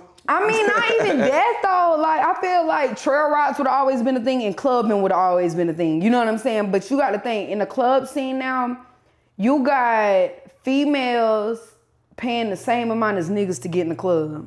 That's the first thing. Number 2, back in the day, they used to promote parties like all the ladies free before midnight or whatever fuck. So you got all of the females, they getting ready at 8, 9 o'clock. They're going to be in the party before 12. So now when niggas come, they're the ones that's spending the money and, it's a party then. Now you got the niggas trying to beat the females to the parties. Then, the niggas that really is seeing the shit for what it is, they on some shit like, fuck, nobody want to be in no party full of niggas, you know what I'm saying? Like, it's just, I feel like the whole shit is slowly dying. You got niggas that are dead ass push you out the way. Like, not let you sit down in the section with heels on so you can stand on the couch as a nigga. Like, it's just a lot of shit that's just gay to me. Like, and that shit, that would definitely help the club scene, dog. I'm not gonna lie. Like, it is very much contributed to that. Like, but like you said these women paying what men pay to get in the club. Exactly. Shit, it's 2025. These women bosses now. They ready to spend. I mean, it ain't no complaints, cause shit, we go to the club, I ain't waiting on no nigga. I'm gonna pay my little $100 or whatever the fuck to get in, but it's just like, I mean, the shit. And that go with what you said. Yeah. Like, cause like it's a new generation now. These women get money for real. I mean, it is, but I just feel like it just be levels to that shit. Like, for example, when you go to the club, a lot of times what do you see? You see bottles, you see signs, and you see money thrown. And then if you really go into the club sober, it'll kind of show you how lame that shit is. Like, you got niggas trying to see who get the baddest bitches, who get the most bitches, who can throw the most money, who can buy. Why did y'all niggas just order 13 bottles of 1942? Y'all niggas done spent $25,000 in the club for no goddamn reason. Y'all ain't even finna drink all of that.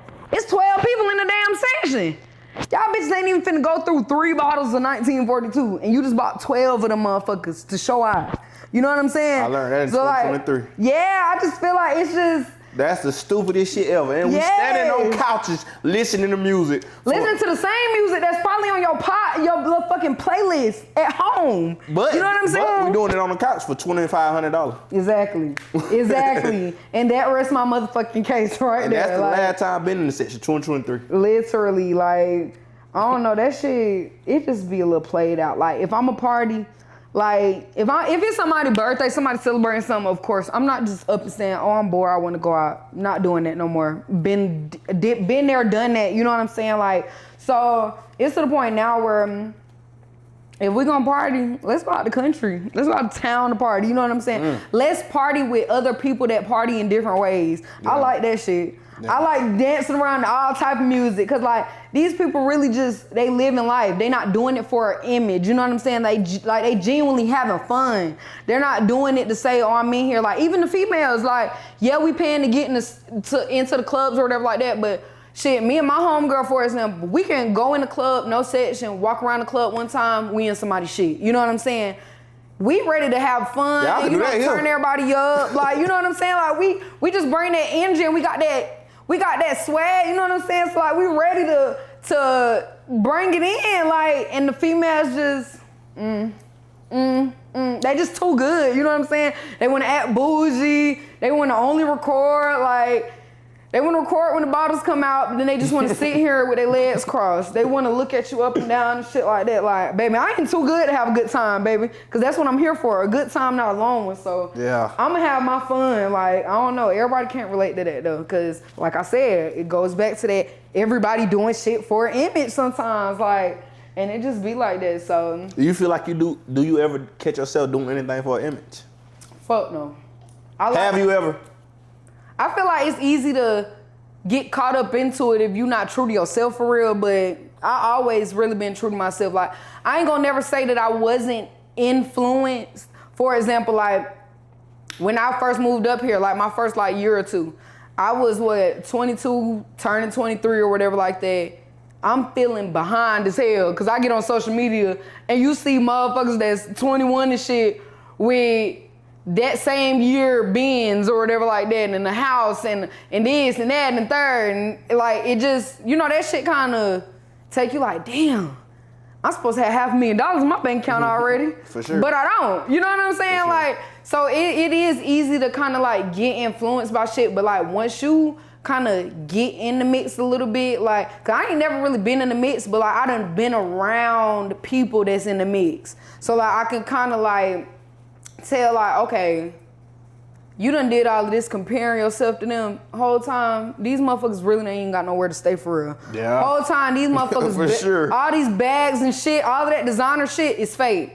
Whole time it's like I said, it's for an image. Like, so me, it's never been for an image for me, because I just feel like I like what I like. You know, I do what I do. I do got some designer, you know what I'm saying? But like, that's not my whole personality. You know what I'm saying? Yeah. I am my own personality. And then, you know, the nice stuff and all of that, of course, if I like something nice, I just like what I like. You know what I'm saying? I could like designer shit, and I could like some cheap ass shit, and I can make that shit look like it's designer. You know what I'm saying? So I ain't never really did nothing for no image, but I wish I could say that, but I can't say it. I done did plenty of shit for an image. well, you know, the first thing is accountability. You know what I'm saying?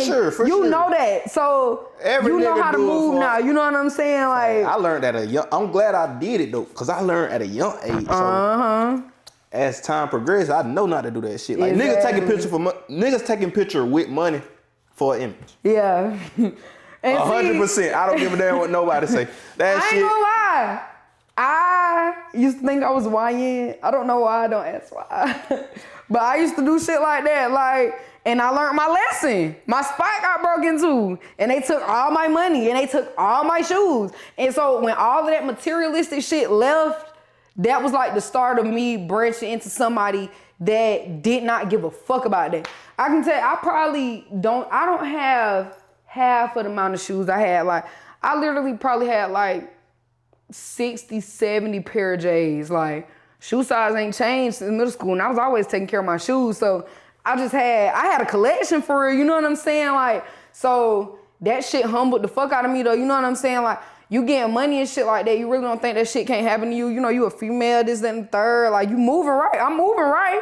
I ain't like just putting it in niggas' face type shit, but everybody know, bitch, you put me on that camera, bitch, I'm doing the money spread, bitch, I'm getting this shit. This shit going on, this shit overly, you know what I'm saying? Like, I was that type of nigga, but then I like you said, when all that materialistic shit gone, that when all that shit hit you, I was like, that shit'll show your ass quick, like. That shit really lame as hell. And it really don't matter. It don't matter. Yeah. That's why it lame as hell, because it don't matter. Exactly. But at the moment, that shit matters so much to me. Once you realize that shit really don't matter, like, it's like, damn, like, you done did all of this. Then you start thinking about like the money that you done spent that didn't matter. You know what I'm saying? The money that you done feel like you done pretty much wasted. Like, damn, like, I'm just not thinking like this. What if I would have had all of this money that I done had with this mindset now? Like, I would have been way farther. You know what I mean? See, I started thinking like that, but then I changed my whole mindset. I started thinking like, I'm glad I went through that. Because when I touch this bigger money in the future, I ain't gonna do none of that exactly. Stupid shit. That's so why it'd be good that you mindset. kind of get that reality check at a younger age for real like that. Sure. For shit, so I agree with that now. I feel like that about a lot of relationships and stuff too though. Like, I'm glad you said that. Not to cut you off, but you an entrepreneur, card game, do hair, selling hair, been shot at, people done ran off on you. You got all this going on. How do you manage a relationship? Because in a relationship, you got to give a person time. How do you do that? Okay. What I will say is I've always been a giver in a sense. I feel like 2025 is the year that I pretty much got on my selfish shit. You know what I'm saying? Like, and I mean, it took long enough, but I feel like I gave time to relationships, you know what I'm saying? Probably a little too much time, you know what I'm saying? I might give a little bit more time to my relationship than my damn business. Business, you know, I'm gonna work regardless. Ain't nobody gonna stop me from reaching my next damn goals. I don't give a damn who you is. So it's like, as long as you can respect that, me, you good. You know, we cool. Like, just don't fuck me over. And then it's like, once you fuck me over, I do kind of become a different person towards you, because like, I be genuine with everything I do, you know what I'm saying? So it's like, you can't ever expect the same person out of me twice once you fuck me over. You get what I'm saying? So I feel like I give... That's for anybody. Yeah, for sure. I give relationships like time, but I honestly felt like I gave them too much time. Like, and it was to the point where I felt like I was being unappreciated, but whole time that person was just being selfish and I wasn't. You know what I'm saying? So once you start putting all that shit that you trying to put into somebody else, once you start putting that shit in yourself, it's a big difference, like, with life. And like, I'm glad that, like I said, I went through it young. Like, I went through all of the trying to figure out why is this happening to me? You know, at a young age, like, now it's like, I'm to the age now, if somebody do something to me, and I genuinely know I didn't do nothing wrong. Like if I did do something wrong, I'm willing to talk about it. I'm emotionally responsible enough to take accountability and, you know, say that was fucked up. You know, I shouldn't have moved like that. I shouldn't have did that. You know what I'm saying? Like, and that's just real. But if I know I genuinely didn't do shit to you, like, and didn't wrong you in no way, hey, it is what it is. And I can be cool with you. Like, cause even back to that other situation, like you said, like, I really can't hold grudges. Like, I can't be mad. Like, I can't stay mad, cause that. Yeah, you can't do that with nobody. Exactly. And I It's- did that a lot as a child. Like, I had a lot of shit a lot of trauma, like, you know, as a child for real. But I never really spoke on it. So it kind of like just bottled up. And then like it got to the point where it's like when I spazzed, you know, and it was really bad. And that's why I kind of moved the way I do. It's like you can't stay mad at nobody forever because it be to the point where shit you is gonna think about that situation and get all the way mad again. Like that shit just happened. Just like I can't walk around with that shit in my heart. I don't want to walk around hating nobody. Exactly. Not purposely knowing it. Like I know I'm mad at this person. I can't. Like, no, I just can't do that. And I can talk my shit, I'm not gonna lie, like, especially like if a nigga piss me off, a nigga I fucking with, like, they done piss me off, I'm like, man, fuck that nigga, like, you know what I'm saying? Like, I be ready to just, man, fuck that shit, you know what I'm saying? I got a like, question too, like, when women mad like that, like, do you purposely, like, say hurtful shit to a nigga? Not purposely. I feel like everything, I don't never really just go below the belt for real. I feel like everything I do say, it might have been something, like if I'm spazzing out, it's something that I probably been wanting to say and I just had to get it out. Now I probably shouldn't have said it like that. I probably picked the wrong time to express how I was feeling. That's the thing But about if anger. I'm feeling like you a fuck nigga and I'm calling you a fuck nigga, like, and it might come out when I'm mad as fuck, but you know that you a fuck nigga. And you know that I know that you a fuck nigga. You know you done did a lot of fuck shit to be a fuck nigga. So in reality, I'm not capping. Like, you just don't want to hear that shit. You know what I mean? But in reality, you had to wait till you get mad to let them know. Not really. I don't know. It just depends on the situation. Because I feel like I'm really emotionally mature. So like, I feel like I can express that you're a fuck nigga in a nice way. But How the hell you do it in a nice way? Just give me some examples of nice way. Let a nigga know basically you're a fuck like, nigga. okay, if I have a problem with something, you done did something wrong, right? Yeah. I'm gonna try to sit down with you and like talk to you. I might not even try to, if we not face to face, we long distance or whatever, like I could text you about it. But when I do it, I'm gonna go into detail and tell you everything that I had a problem with. Like, and yes, this is what makes you a fuck nigga. Like, I'm not gonna necessarily say like, you a fuck nigga, but you know this some lame ass shit and I'm not fucking with it. So let me explain to you why I'm not fucking with it. This, that, and the third. Like, and then I done did shit where I done thoroughly explained myself and the nigga dead ass text me and say, what you talking about? That nigga, Yeah. wait. If you doing that and a nigga say that, like, first of all, a nigga ain't trying to hear that shit you talking about. Yeah, for sure. And it took experience to realize that though. Everybody's not emotionally mature as me. You know what I'm saying? Like, I can't, like, it's certain shit I feel like I can talk about. Like, I feel like should be able to tell a nigga like, look, me and you, we clearly not gonna be good in a relationship, but we could talk. You know what I'm saying? That's not to say I'm not trying to hold you back from finding the love of your life. If you do, by all means, cut me off. Just don't drag me along with that shit. And vice versa. You know what I'm saying? We could talk, we could be single, woo, woo, woo. But like, Niggas bullshit though. Oh, for sure. Niggas gonna drag you on. For sure. I done learned my lesson with all of that. And that's why, gonna drag and like, you on. I try not to get myself into that mindset. Cause like when I was younger, it really used to be on some shit like high school shit. Like when I could say I really got into my first relationship or whatever. Like, it'll really be on some shit like, shit, once I find out you fucking me over, shit, it's a dog world, bitch. Watch out. You know what I'm saying? Like, it is what it is. Now, that don't mean I'm finna go fuck 30 niggas, you know what I'm saying? That statement gay, though. Nah, like, I ain't never been the type to move like that. Like, I ain't never been the type to move like that. But it's like, once I'm only got my focus on you and you got your focus elsewhere, don't get upset if you look at my phone and you see me responding to a DM or texting somebody back. You know what I'm saying? I can have a conversation. I can do that. Like, that ain't never hurt no fucking body. Like, and I think that's another reason, like, mindsets with people be fucked up too, because you'll make a statement like that, like, whole time it mean you finna just go live your life. Bitch, I'm about to book 30 trips. Whole time they think you finna go take 30 dicks. Like, and like the mindset, like the society is just so fucked up nowadays. You know what I'm saying? You can't even like say like, oh yeah, I'm finna go have fun. Since you wanna have fun, like, You could be saying you going on a date with a nigga. A date, you can get a free meal and go home. But listen, that don't mean you fucking. You know what I'm saying? Listen to it though. If my girl go through my phone and she just caught me cheating and she say, "Oh, you like to have fun? I'm finna go have fun." What the hell I supposed to expect? I'm instantly gonna think like, "Oh man, what you mean?" That's part of society. But guess what? You gotta think. There's different ways of having fun. You right. Some bitches' version of having fun really is fucking. You know what I'm saying? Like, you right. But that's why you don't cuff no hoe. You know what I'm saying? You watch who the fuck that you letting close to you. You know what I'm saying? Like, you cuff a hoe, you got to expect that shit. But like, a lot of niggas deal with hoes, so when they get in a relationship, they'll treat the female in a relationship like a hoe. You know what I'm saying? Like, they'll try to, downplay her, like, y'all get into it, now it's, oh yeah, bitch, you can go fuck this, that. You know what I'm saying? Like, and it's like, whole time, I ain't never moved like that. The wrong bitch. You know what I'm saying? Like, you preaching, I ain't gonna lie. It's a lot, and like, that's why I feel like that's society real. Is like really different too when it comes to race. Like, for example, white people, they will date each other. They don't give a fuck. Like, it's always, I feel like they kind of accept it. Like, me and you didn't work out, so I'm try this. Maybe we might be together. That's why they asses all be married before 30.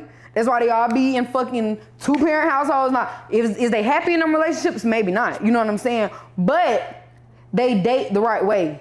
Dating don't mean you fucking hella people. It mean you're talking to multiple people to see who the fuck you like the most. And I seen this post the other day, and this man, he said something that was so fucking true that kind of just clicked to me. You know what I'm saying? Like, he said the dumbest thing you can do as a black woman is not date them all. Because if you don't date them all, you only dating one of them, your standards is automatically lowered, because now you don't have shit to compare this nigga to. You know what I'm saying? Like, this nigga probably won't open your door, this, that, and the third, whatever the fuck. He probably not a gentleman. He probably just give you money or whatever like that. But you thinking like you done won because you getting some money or your bills getting paid or whatever the fuck. But you have another nigga that you might actually decide to date. This nigga, really courting you for real. So at this point, the money don't even matter. You know what I'm saying? So like, I kind of feel like that is like a big thing. And I always been like, I could never have no roster. Like, I say, oh, I got the niggas, this, that, and the third. Whole time, like, I just text people when it's convenient for me. You know what I'm saying? I'm bored on some shit, woo.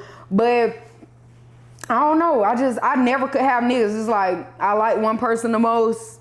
Okay. Everybody else got to go. You know what I'm saying? Like, and that kind of fucked me up in the end, kind of bit me in my ass, because the nigga that I'm liking, he like me too, but he also exploring his options. That can fuck you up though. Like, that's you. That's your character. Yeah. You a person that can be one person. That can't change you. You shouldn't let what another person do change you. I mean, it wouldn't change me, but you just gotta look at it differently. That statement to change you.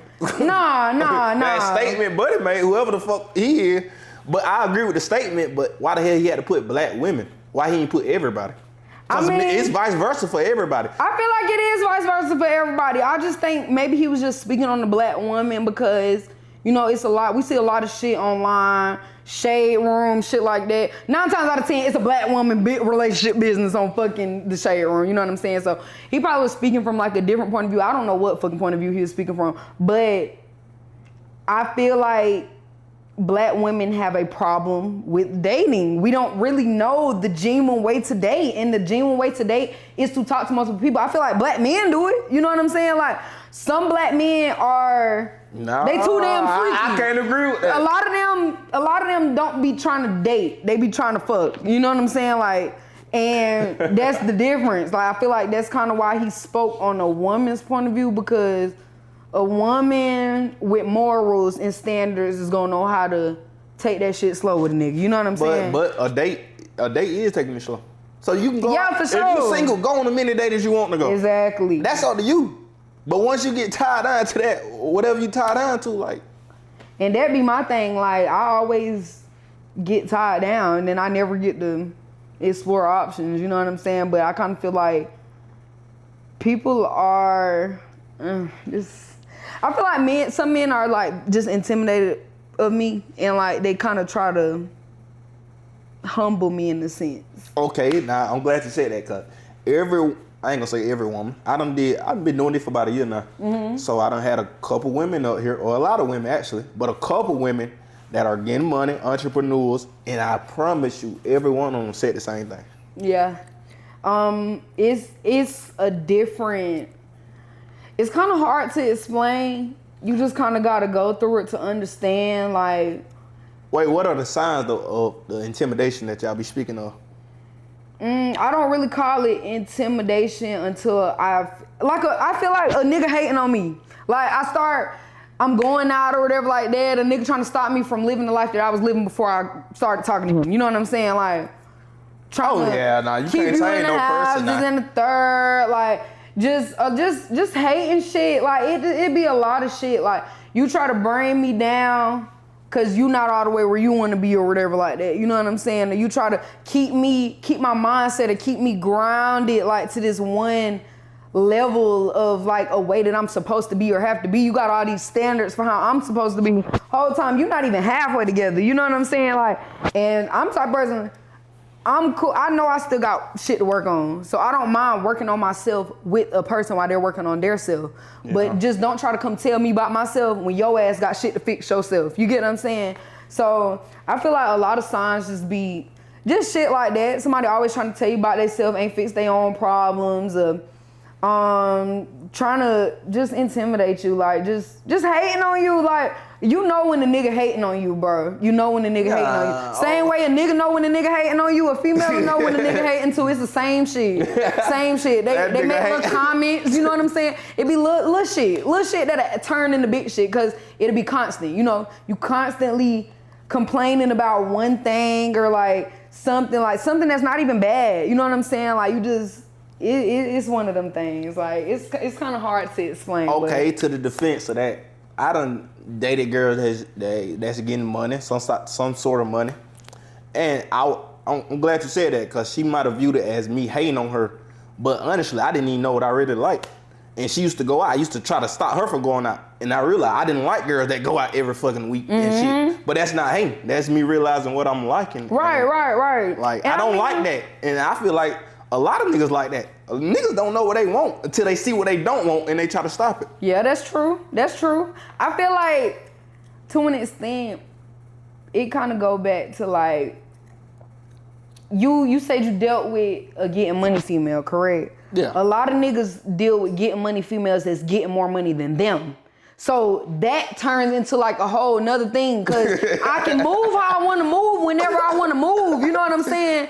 And you might not be able to, you know what I'm saying? So like, that might just cause like jealousy shit, like, or like, it just be, like I said, other signs, you always mad as fuck. You always got an attitude, you know what I'm saying? Like, nothing makes your ass happy, you know what I'm saying? You don't want to do shit. Even the cheap shit, you don't even want to do. So it's just like, bitch, you a fucking hater. Like, you scared or something? Like, what the fuck? Nah, you using the wrong term though. I think y'all using the wrong term. I don't think it's hating.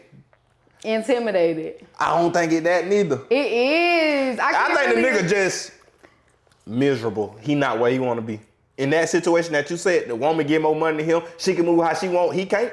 You know the number one cause of depression for niggas, bro, being broke. Money leads to depression, for like, sure. Cause you need it. Like, so if a nigga ain't getting money, a nigga just feeling down. And as a woman, I feel like you should, like, I ain't gonna say you should, but it would help if you like. What, lift a nigga up? Motivate your nigga. First of all, actually, yeah. I feel like motivate that nigga. Every day when I get my ass up and go drive to go to the shop and make some money, that's enough motivation. Get your stupid ass up. You get what I'm saying?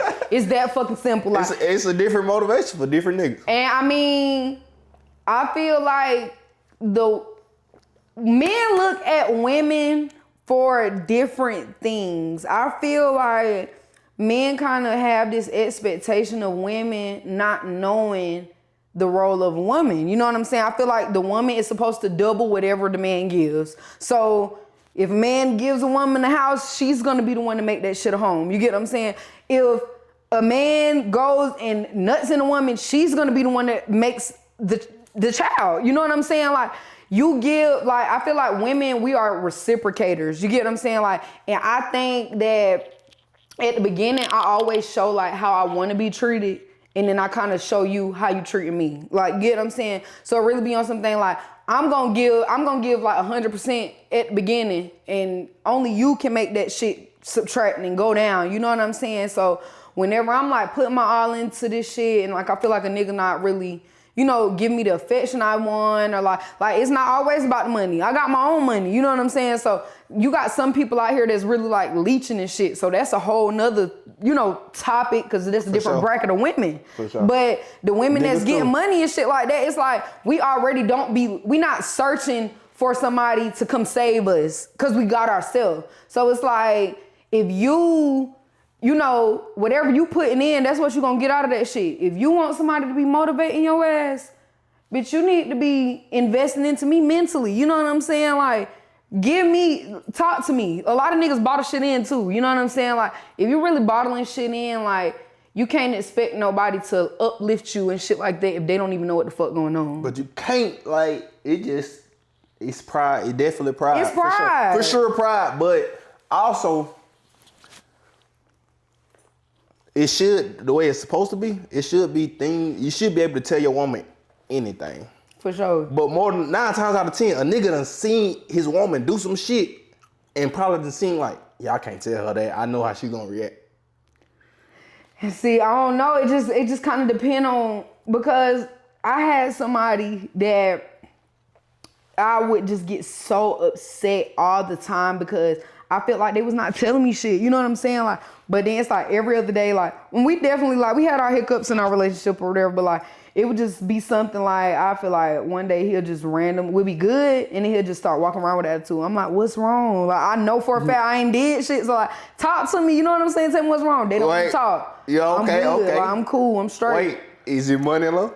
Huh? Was his money low?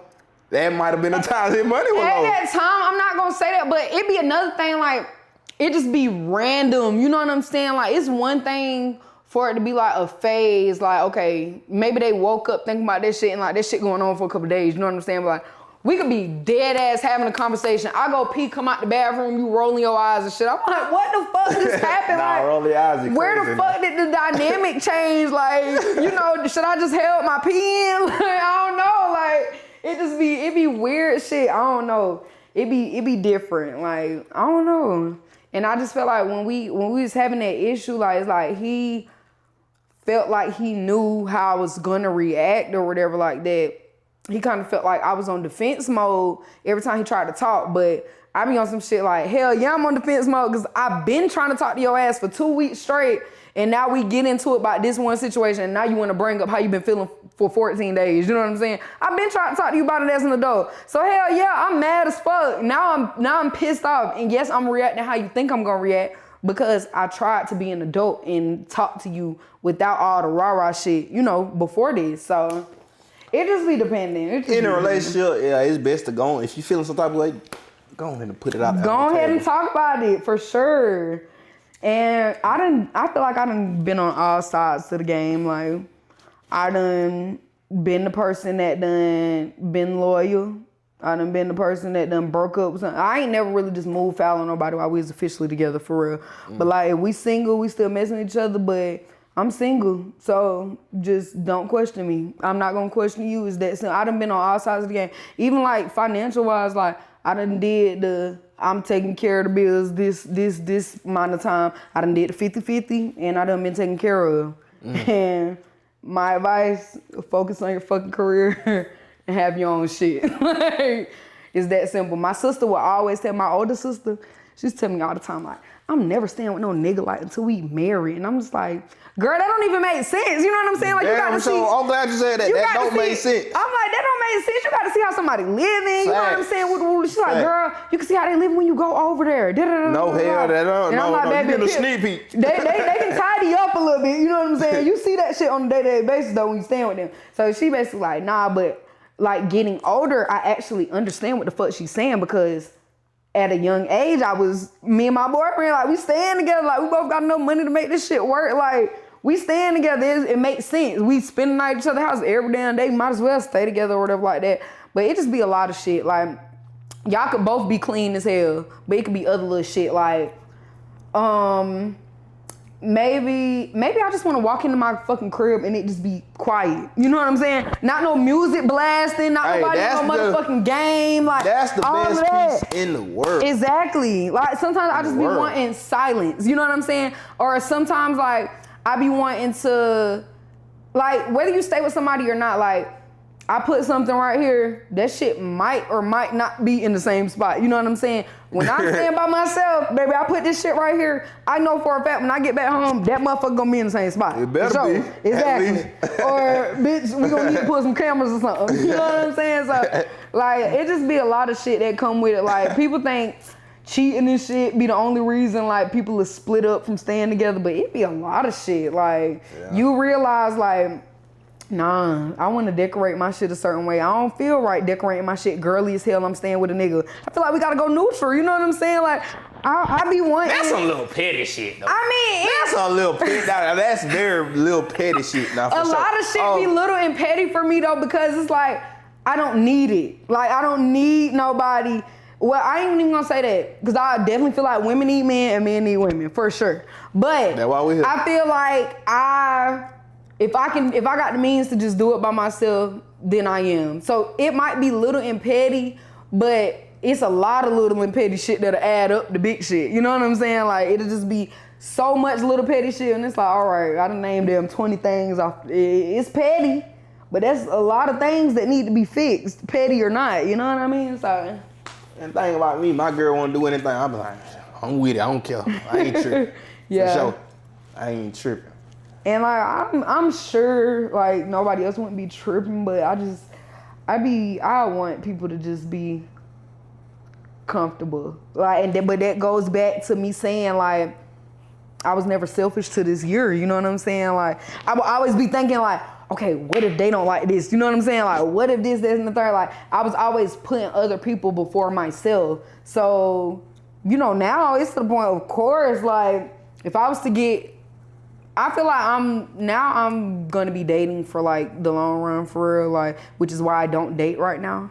Like I'm gonna be dating for the long run, which is why I don't date right now. Yeah, like because I know like I okay, get what you said though. It just sounded what crazy. I'm saying is I like not having the answer to nobody. I like being able to just move whenever I want to move. Like I don't feel like explaining that I just met somebody at a club and they just genuinely just asked me to come to their section because they ain't have, you know, they just got a section and it's just them in the section. So, and now I'm getting home at 5, 6 o'clock in the morning on accident because we just was drinking, having a good time. These niggas ain't try to push up on me, they ain't try to ask for my number, they ain't try to fuck me, they ain't try to do nothing. They just want us to have a good time, me and my friends, you know what I'm saying? Okay, I don't feel like explaining shit like that, so. Okay, nah. That situation, a situation like that, you just put yourself in the other person's shoe. What if your nigga was in a section with number of women and come home 5 o'clock in the morning? It is what it is. I put myself in that position, so. Huh? I know how that shit, like as far as like I put myself in their shoes, like I know for a fact, I don't want your ass questioning me if I came home. I mean, I asked you where you went, you know, I asked a couple questions. I ain't gonna say I'm just gonna be like, hey, at no 5 o'clock in the morning, you know what I'm saying? Like, but, you know, if we done been, you know, texting, communicating or whatever, you done hit me up at like 4:30, like, hell yeah, I'm be getting ready to wrap it up, come to the crib soon. It's like, okay, you know what I'm saying? 9 times out of 10, 4:30 in the morning, if I'm not out, I'm already asleep anyway. So I slick don't give a damn. Cause by the time you come back in the house, I'm not even gonna know what time you really got in the crib for real. You know what I'm saying? So it just really kind of, like I said, they go back to being emotionally mature though. I'm emotionally mature enough to know like, okay, I know if some niggas invited me out and I was stayed out late as fuck, like, I wouldn't want this nigga trying to hound me knowing damn well I ain't even did shit. Ain't even gave these niggas my number or no shit. You know what I'm saying? So it just depends. But niggas easy, so hey, you don't know. No, we've been going at it for a minute, so I didn't like. Yeah, it was a good one. It been a good one. I ain't gonna lie. You I told you I'm a certified motherfucking yapper for real. You for sure a certified yapper. You run that motherfucker for sure. I'm dead. Nah, for real though. But let these people know where to find you at. You can find me on Instagram. It's Ariana Marie. You can find all my links to my hair page, book site, my card game. Make sure y'all get that. Toxicity. Go get it. And subscribe to my YouTube channel because I got a lot of vlogs, but I just ain't posting none yet. But I'm gonna be posting real soon. So go get all of that. Go follow me on Instagram. And yeah. Yeah, getting back in that content bag. Exactly. Like I said earlier, content creator. Talking about trying. Nah, you doing it. For sure. But yeah, y'all make sure y'all go add her, follow on everything. I appreciate you for coming. Thank you. I appreciate you for having me. Great conversation. For sure. Real life raw talks. We out. Ain't